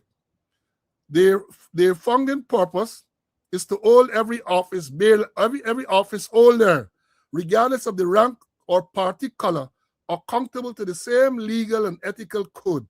If they fail to act, the message to the nation is unmistakable, that power shields its own and that integrity is a slogan, not a standard. Ordinary citizens are scrutinized for far less. How then should the police accept the sight of a sitting minister in control of a foreign holding company linked to $500,000 property transaction abroad while earning a local government salary? This is not partisan politics. It is a constitutional issue about whether Guyana's governance system can self-correct or has fallen hostage to self-preservation. If our oversight institutions can't pursue such clear leads, then our laws and accountability exist only on paper. A full forensic financial probe is now necessary, with cooperation from U.S. financial and law enforcement agencies to trace the origin, flow, and purpose of these funds. The people of Guyana deserve nothing less than the truth and visible and equal enforcement of the law. Great read. Great read. When I read it, I said we got a thing. But it raised a question about the Integrity Commission. That toothless poodle, the Integrity Commission. Certain persons, including ministers and other government and senior functions, are required to make a declaration every year. I know this because when I was the chairman of the Police Service Commission from 2018 to 2021, I was required to make the declaration, which I did religiously. And then what happened? Let me tell you, because it doesn't work on a calendar year. I think it starts sometime around June to 1 year to the next year. So I got caught in the thing. I was in the States reading the newspaper one day when I saw that the Integrity Commission, made a statement and identified the Commissioner of Police acting, I think he was at the time, Clifton Ikin, as one of the defaulters. And I smiled, I said, well, I'm not surprised. I said, something, let me go check the official gazette to see who the other persons were. And I got a shock of my life because when I got checked, my name was listed as one of the defaulters as well. I said, well, I had left the Police Service Commission since August 2021, and they were talking about this in 2022, 23. I said, nah, something wrong. I think it was 23. I said, no, something wrong. I had declared. Then I went in, because I even consulted with my lawyer and all of that. And then I said, well, look, I'm going to travel to Guyana to get this thing sorted out. I traveled in only to be told that I had to declare for, I think, 30-something days or 40-something days in a particular year. So even though I had declared, they claimed that my stint at the Police Service Commission lasted until August the 8th, 2021. And so from the June time at the end to that, I had to file for that 30-something days or something like that. And I filed. And I filed. I said that to say the Integrity Commission is toothless because people file things, and I don't know that they check all of these things. I don't know that even now, with this recent revelations about the ministers' properties in Guyana and overseas, whether they will then take it up to see whether these things, whether the minister is compliant with the law, right? I don't know if they're going to do, I know they're going to do that. So we'll talk about the Integrity Commission and the filing. Maybe a lot of people file, they file last other thing there, and that's it. I file honestly when I file all my assets because they are much. So I had no big problem in filing the assets. I remember when I went back there, I had a little talk with them because serious stuff. Because they were asking me for some information, which I said it didn't make no sense. Because they were asking me, for example, I'm a pensioner. I must provide proof of the amount of pension. I said, me? I said, yeah, I got to the Ministry of Finance. They're going to tell you that. And I wanted to know how much I earned from the Police Service Commission within a part. I said, the records are there. The records are there. And then when you read, next man, right, he wrote a letter here. I ain't going to get time to go into it. And he talked about the fine. You know what's the fine? If you violate, they say 25,000 Ghana. Hey, God is not a rape place. 25,000 Ghana dollars. Right? 25. Thomas, welcome, my brother. Welcome. I got to see you on the live. And I enjoyed your revelation last night. And as I said earlier, I appreciate your professionalism in that you make no allegation. And that is the way I was taught. That is where you're taught. You put the evidence there and let people draw their own conclusion. And one would have thought that given the information that is put there, you haven't told them the source, is that if they really want to get to the bottom, they will go and they will launch an investigation. But I don't have any confidence that any proper investigation would be done. So again, Thomas, I want to congratulate you, my brother, and welcome to the live. Welcome to the live. This is serious, serious business. Because you can't talk about wanting to stamp out corruption when evidence is there and you do nothing. We say the same thing about the president's statement about persons who acquire the driver's license, as he said, by bypassing the system. People corruptly acquired driver's license in a country named Guyana where people are dying like flies on the road. And there's a suggestion that part of the problem is the fact that people acquire driver's license who don't go through the system, so they're not by the rule of the road and all of that. And the president said that they have been able to get the evidence of all those persons who acquired driver's license illegally. But what is the action to be taken? They are giving them 6-week grace period to hand in the driver's license and go through the correct process. You can be serious about corruption and taking action like that? Tell me, students, you would have thought that if you're really serious about corruption, the slightest evidence, you would have caused an investigation to be done. You know the people, go and hold them, go and arrest them, do an investigation. Because as I've said on previous program, this driver's license thing can be, you get at least 3 sets of people going to be involved.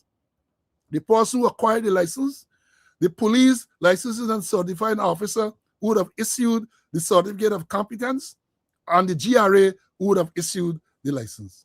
Because we said the system is that the GRA issues or should issue a license based on the production of a certificate of competence, which is prepared and produced by the police who certifies that you're competent. And so it's 3 people: the man who get the license, the police who issue the competence, and the GRA. Because many times it looked to me that the least culpable will be the GRA, because if you produce a certificate of competence to the GRA and investigating to see how you came by the certificate of competence, they should issue a license based on that.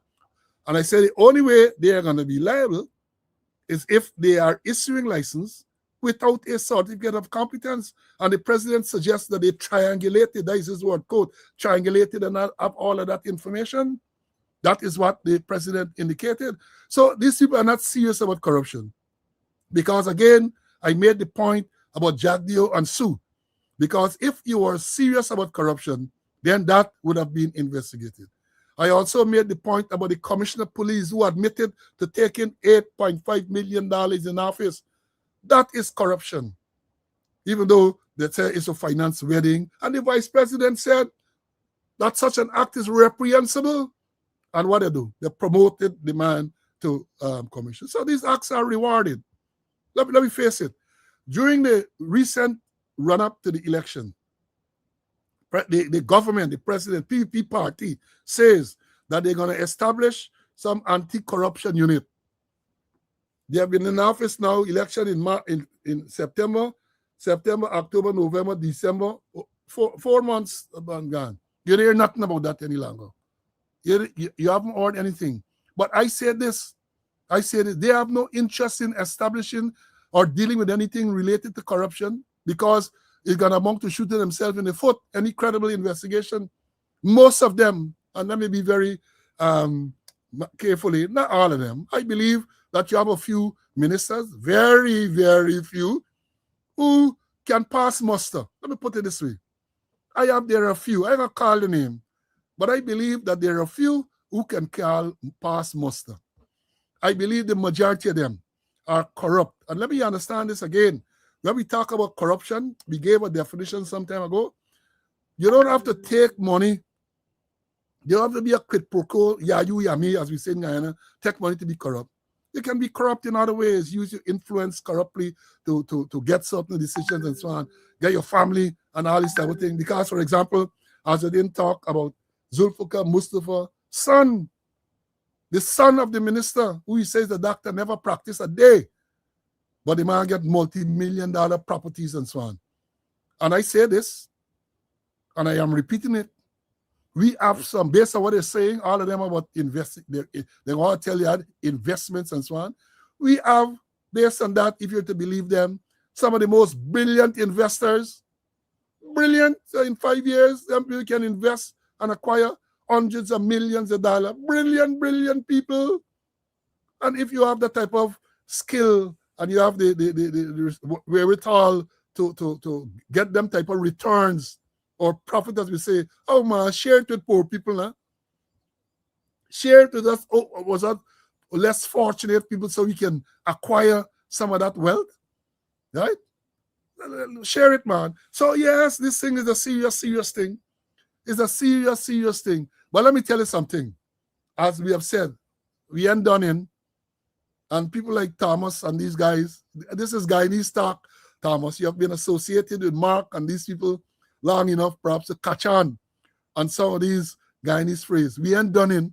It means that we're not going to finish like that. To put it in the Queen's language, we're not going to finish like that. We have more to talk. We have more to reveal. The massive corruption in the system. Massive corruption. And I move on from this subject now by saying, reminding y'all, yeah, Azudin is accused of a lot of things. But only now y'all know that, Susan Rodriguez, something under she page. I like the whole set of things she claiming Azudin Mohammed involved in. Only now they know that. Let me tell you some of the things she's alleging. I have it there. You bear me 1 minute. She alleging all sort of things. But only now they know that, She alleging here what is attention. Kindly send in any information regarding Azudin Mohammed involvement in trafficking in underage girls. Paper Shorts murder. Ryan Prasad murder. Laundering money for criminals, including the Russian mafia. Links to Hezbollah. Trafficking cocaine from Colombia.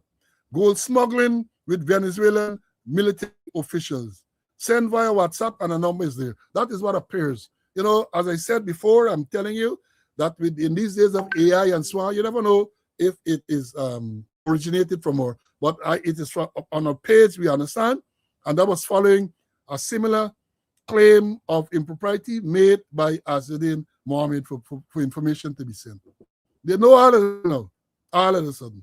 When doing, as the evidence suggests, evidence show clearly, in the run-up to the 2020 election, all them the tight.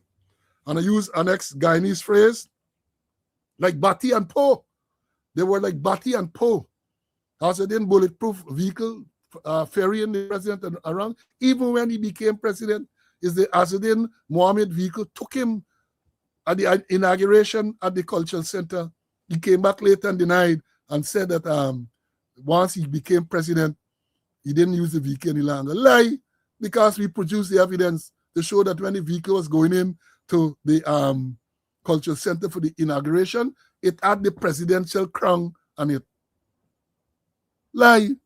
So all of them. And don't forget, during the last year's local government election, Nazar Shel Mohammed represented the PPP, run under the PPP platform for the Eccles-Ramsburg NDC and won. He was part of the PPP setup. Part of the PPP setup. So now that the board, remember I told you all again, now that the board has finished molting, as a consumer said, the board finished molting, and the board start to sing, they're jumping up and they're saying all sort of thing. Right? The board, remember that blue board that the board sing? And then Jagdio said the board could sing and the board could sing, but the board singing now. The board singing, and I said the only reason that the board may not have been singing before is because the board was molting. And in case y'all know, not for y'all from the tongue, y'all know all these things. When a board is molting, the board stops singing or it stops whistles. Because the board is very, very weak at that stage, doesn't have the strength to whistle. So then when it comes out at that stage, it grows back out the feather, and somebody remind me, you give a little touch of brandy or some other board tonic and so on to strengthen. Brandy, it was said, was a tonic for cage birds and so on. And then when he growed, all the plume growth, then he start rackle again. So that's what happening now. This board has come out of molting, and the board is rackling. Rackle more as it didn't rackle more. Because I say you've been with them, and you know the information, rackle more. Now let me move on to another subject. And let me thank you all, students, for your kind remarks about the manner in which the program is going. Somebody said the bird go in the cage soon. Me mind if the bird is whistling in the cage. Oh, it's a cage bird, and it whistles from the cage. It whistles in the wild, and when you captures it, it takes some time to get acclimatized to the cage and so on. And then, as we would say, the bird strikes. The bird strikes, especially if it's a tower, and start to sing clean pee-pew. Y'all don't know these things. Let me admit that many of you, and y'all must admit many of you, I don't understand what I'm talking about, but them country boy will know. The bird whistles clean pee-pew because you're going to get a tower, and he whistles, and he says that Chinese bird, tangle whistle, ta-ta-ta, you know, hear what he how he said. And they ain't got no value. But when the bird whistles a clean pee-pew, oh man, what a joy to behold. What a joy to behold. I used to mind bird. I used to walk around town with bird. Yeah? Even when I was an officer, I run into trouble with Barbara Ragabir. Barbara Ragabir felt it was inappropriate for an officer. I was assistant superintendent to be walking around the place with bird cage and all them things. What me didn't mind. That was my hobby. And I did make a statement, it's better you have a hobby. I didn't make it to him, but I made it to other people. Better you have a hobby, walk around with bird cage, than your hobby is collecting bribe. So I did. I was like that. I was people say rude. I don't know if you call it rude, but I used to say so. I told them that is my hobby, minding cage bird. And that is what I did. Right? So the bird is singing. The bird is singing. Let the bird continue to sing. Even if the bird is in a cage, the bird can still sing. Now let me go to this other subject. You know, the last day we spoke about this issue. I mean, we and the Mohammeds again with the squatters and the land. They claim, as Nazar Mohammed has a video, I'm gonna show it back now. He claims that look, they got this land that they bought some time ago, and all of a sudden now, people go in and they're squatting on this land, right? And he said that he went to the police station. He made a report of these people squatting on the land. The people told him that Minister Kwame McCoy, yeah, that same Kwame McCoy, accused of all manner of criminal thing, convicted for assault and all that. Same Kwame Mackay. He sent them there. And I said that if you look at the operation, this is not an ordinary squatting operation. Because they have machinery, you got machinery and all that, grading the place and all that. Mohammed went to the police station, Diamond Grove police station. He made a report. He said the police entertained the report. And I said it's correct police action. The police then went to the site to engage with the people who were there. Correct police action. And then they went back to the station. Well, let me stick a penny to tell you this. Because I understand there's a debate as to what the correct police action is. Some people feel that the police, from the time the report is made, Nazar Mohammed should have been advised to take private action. But that's not how police work this go. Private action might be the final decision, but there's a process before you get to that. So a man come to the station, he makes a report that persons are squatting on his land. I just tell his private action. You have to go to see and to engage with people and to find out what it is about. You have to do that. Especially since the man produced documents to show the land is his. You go and you're making no decision as to who owned the land or not. But you go to find out, look, you're on this land, this man is claiming that this land is you. What you got to say? Well, I don't know about that. But I was sent here and I ain't moving. Right? Police will then advise the person who claims to own the land and even the others. Say, look, this is a matter that you should get the courts involved to resolve who owns the land or not. So to say that from the time a person comes to the station and make a report that you just tell them private action, that is wrong police action. Private action based on what? Based on just a report demand. You got to do an initial investigation, and that is what the police did. And Mohammed is claiming that when they went back to the station, the persons who involved, some officer and other people, were immediately transferred. Immediately transferred because I guess they felt that the person should not have entertained the report. What kind of BS is that? And then in today's Stabrook News, it is saying Top Cop denies ranks transfers after taking Nazar Mohammed complaint. So the Commissioner of Police, Clifton Ekin, is denying that the ranks were transferred. What the thing says, Police Commissioner Clifton Ekin yesterday denied claims that police ranks were transferred after businessman Nazar Mohammed made a complaint regarding squatting on his private property along the East Bank. Speaking briefly to Stabrook News, Ekin dismissed the allegation stating, quote, no police officer was transferred. You got it wrong, end of quote, before ending the conversation. Ekin denial follows public claim by Mohammed that 3 police ranks, 2 female officers, and the officer in charge of the Diamond Police Station were transferred with immediate effect after responding to the report. Ekin said nothing like that happened. Well, let me tell you, the officer was transferred to the TSU. You know, this reminds me, if you remember, if you were in class then, there was an incident at the airport. Remember? I think it was with Buta's wife traveling. When the court allowed her to travel, and the immigration officer who was there, they transferred her right away. And there was a backlash. And they come and they deny that she was transferred. That is what they do. They have absolutely no credibility. So Ekin is saying that the rank wasn't transferred.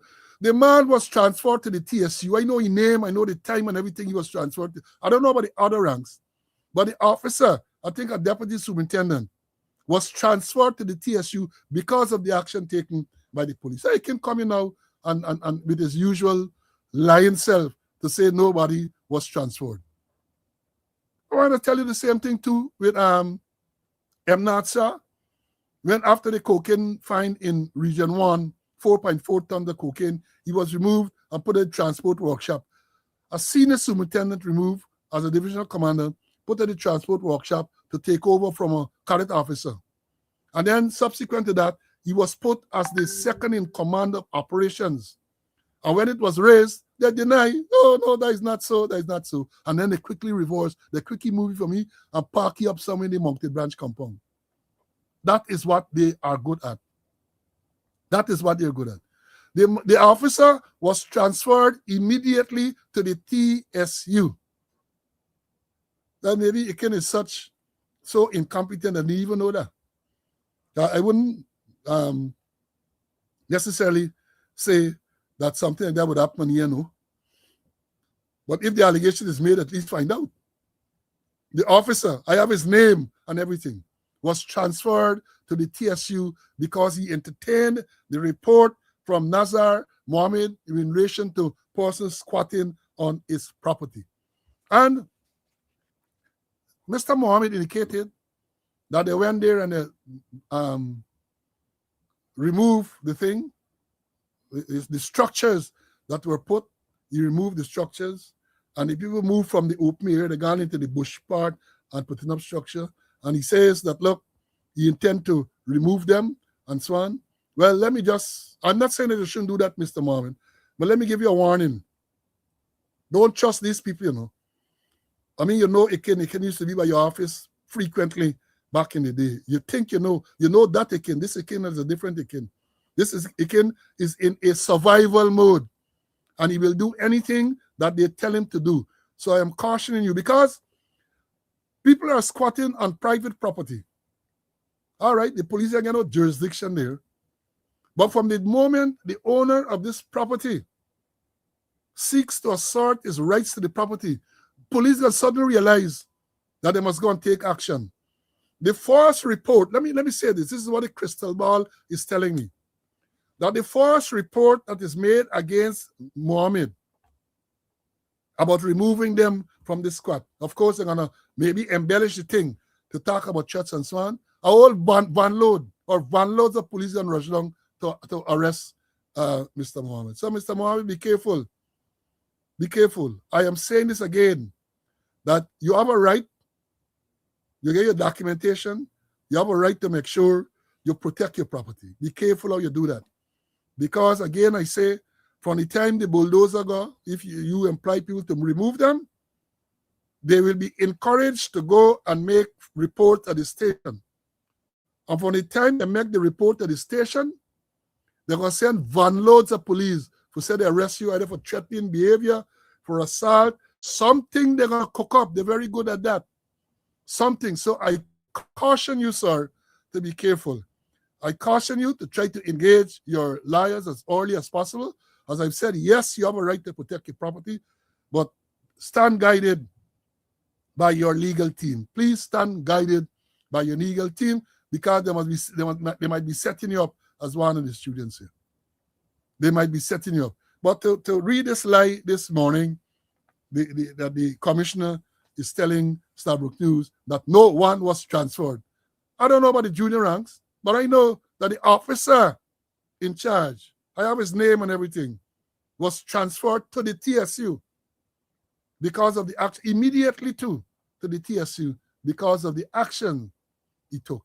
But I say this in closing, Mr. Mohammed, all of you are friends.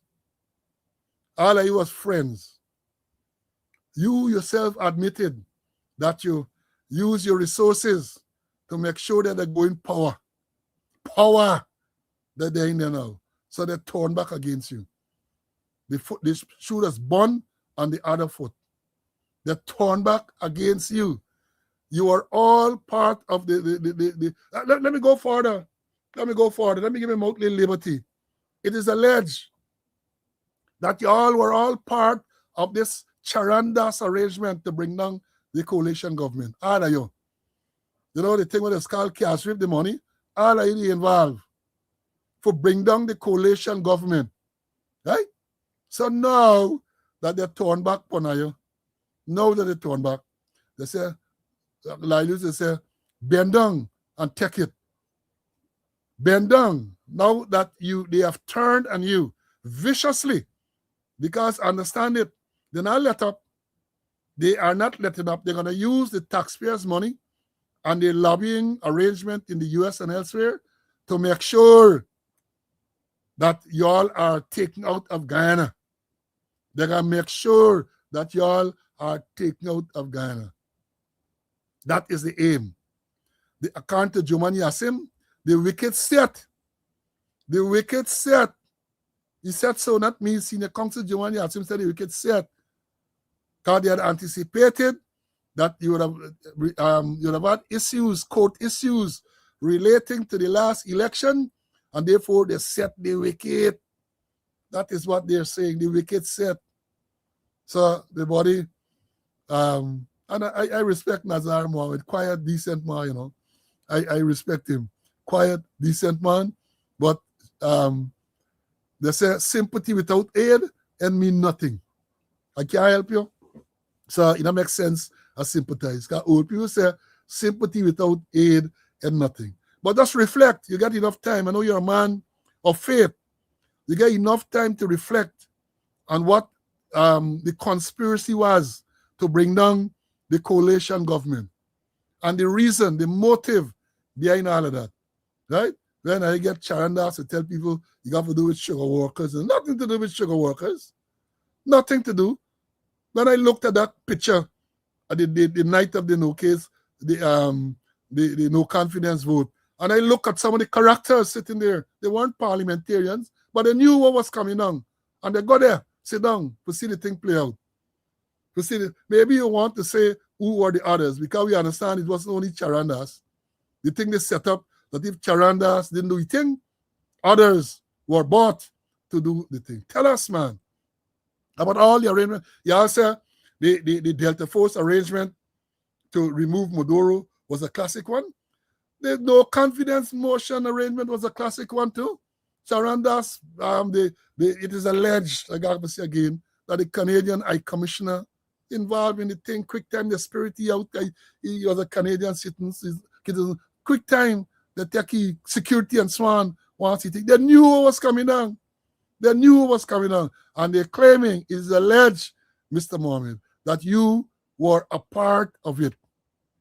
It is alleged that you and others, financiers, were a part of it. So now that they're coming after you, all I can advise you, and I don't want to be vulgar, but all I can advise you, bend over and take your thing, man. And as some people say, wind back if you think, wind back, take your thing, wind back. And I ain't being vulgar, I'm just being real. Folks, again, I had a long morning. And I hope I thank you again for all your compliments. You like our button. You like our butt. So you can't finish. I can't finish here now without reminding you that you had elections on the 1st of September, the 13th Parliament being sworn in on the 3rd of November, and 2 months down the road, today is the 7th of January 2026, the Speaker of the National Assembly, Mansour Nadir, cannot comply with Article 184 of the Constitution and call a meeting of members of the opposition to select an opposition leader. So we have, and they don't like it, but what we have here now is the country running in a dictatorship mode because you don't get parliament, the checks and balance that the Constitution envisaged and put in place is not there. President went there to appoint Teaching Service Commission members contrary to the Constitution.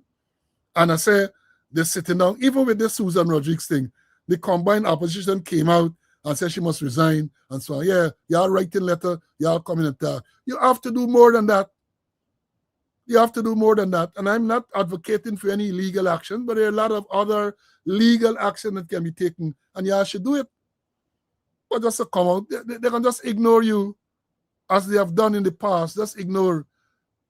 The opposition should be up in arms over the fact that the Article 184 is violated and the meeting is not called. Somebody asks, assign the comment, if there's a time frame. No, as far as I'm aware, the Constitution did not stipulate a time frame for the calling of this meeting of members of the opposition.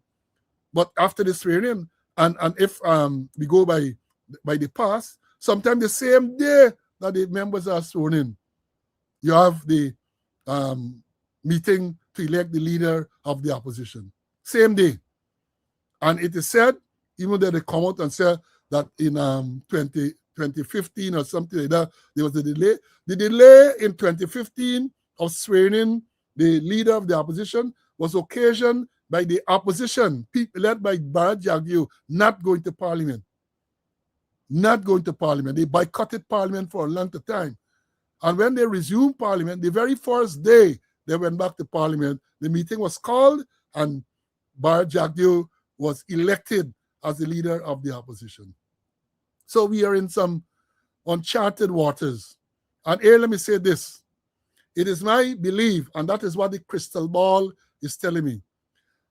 Nadir dragging out this, hoping that a decision will be made soon in the extradition case. That is why this case now take on using bold proportions, running quick, fast, because they want it to be determined as Nazaruddin Mohammed extradited, and then they're gonna call, right? Because everyone is saying, you know, I tell you all, I like when they talk, you know.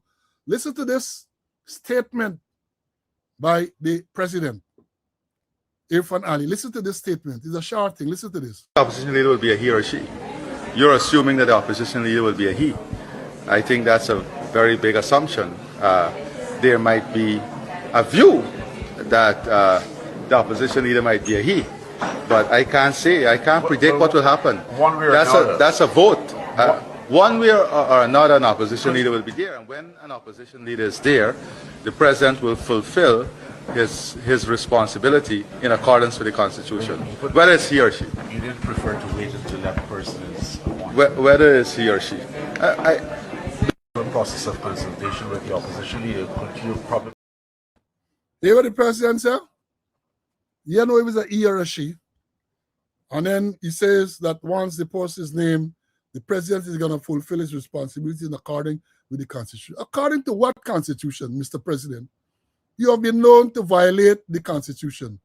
As recent as last week, I think it was the last day in the year, in swearing in the members of the Teaching Service Commission. So what Constitution you're talking about? Yeah, you like to use the word conveniently. What Constitution?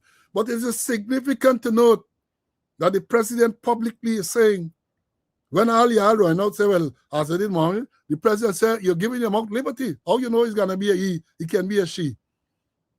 They say, when blind man say he can pelt you, he don't get a brick in the hand.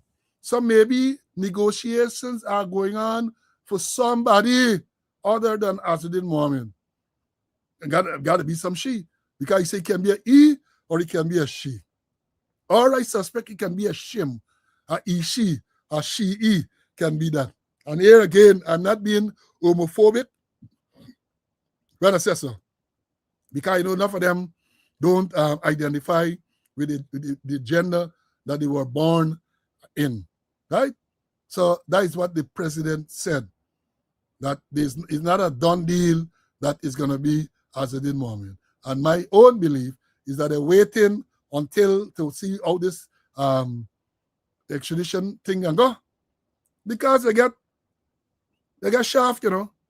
Because the whole game plan was to arrest Azuddin Mohammed on the last day of October, the Friday, when Parliament was to be held on Monday, and the plan was he would have been for him to be remanded. They said that. Jagdeo and the others said that he should not have been granted bail. They don't expect him to grant bail. So the plan was to carry through. He got remand Camp Street or elsewhere. So he could not go into Parliament. The plan was not to have him sworn in as a member of Parliament, but granting him bail has thrown a spokes in the wheel. And therefore, I don't know if the system will try to auto-correct. Listen to me carefully. Let me use very deliberate language. I don't know, with regards to the fact that Azuddin Mohammed was granted bail, to the surprise of the PPP, whether the system now would auto-correct. I don't know. You know, when you drive around in the US and elsewhere and you have GPS and you miss a turn and the thing does recalculate, and they recalculate and put you up on the route. So I don't know if there's a recalculation. And further, I say not. Folks, we have come to the end of today's program. And I said, you have indicated how pleased you were. Again, to those who may have joined late, I had to bat alone today because my colleague CC is unavoidably absent. And I would think that the fact that you have complimented me on the way how I batted, that you might want to show your appreciation in a tangible form and make a contribution to the program. The numbers are there. I thank all those of you who have been making contributions, and I look forward to others who are generous enough and who are in a position to make a contribution. Folks, as I said, long morning. And what we have now is that we are going to come, God's Spirit Life, on Friday afternoon for another episode. I'd like to urge you to be safe, to be extremely safe. Take care of yourselves and your family and your loved ones. Make sure that you can come to class. I got to compliment you again on the turnout today, where we went past 2,300 in the live. And I know a lot of numbers are going to come to on the YouTube. A lot of people get to watch it live. They're going to watch it. Because remember, all of the episodes are on YouTube. All from the time we started in 22nd of December 2021. All of those things are on YouTube. So if you miss any, just go to YouTube. And while you're at it, don't forget to subscribe to the channel. And on YouTube, hit the notification bell. And if you are a Facebooker, because right now we have quite a number of posts. Let me see what it looks like. Facebook, you have over almost 300 on Facebook. Some of you are Facebookers. Follow the page on Facebook. Do that as a favor to further popularize this channel. Do that. Do that for me. I'm begging you, do that for me. Subscribe and let this channel grow, continue to grow. So, God's Spirit Life, we're going to come again on Friday at 4 p.m. Friday going to be, the 9th at 4 p.m. for another episode of Speaking Out, Exposing Corruption and Incompetence. Until then, stay well. Bye.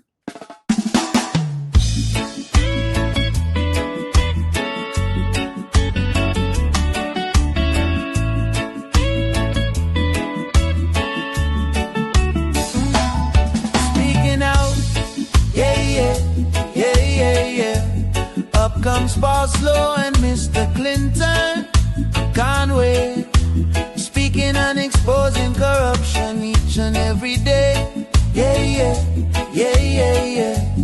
Guyanese, turn on your TV and go to YouTube and listen to what Boslow and Conway to say. Whole day we are calling for Boslow and Clinton Conway. They teach and educating, exposing the things in the system. We need a better Guyana for the little boys and the children poor. Slow and Clinton Conway. All the money they get, 2.2 billion. Hear me when I sing. Oh. Guyanese at home and abroad. Please log into Conway as wide as it can reach. Paul Slow, you always will preach. Oh, like and share, subscribe. Hit the notification bell so this message could reach as far. And every Guyanese will feel well. Oh, yes, Paul Slow and Clinton Conway. Paul and Conway, every day. All the money they invest, 2.4 billion of our money. The money could have been invested someplace. They have to issues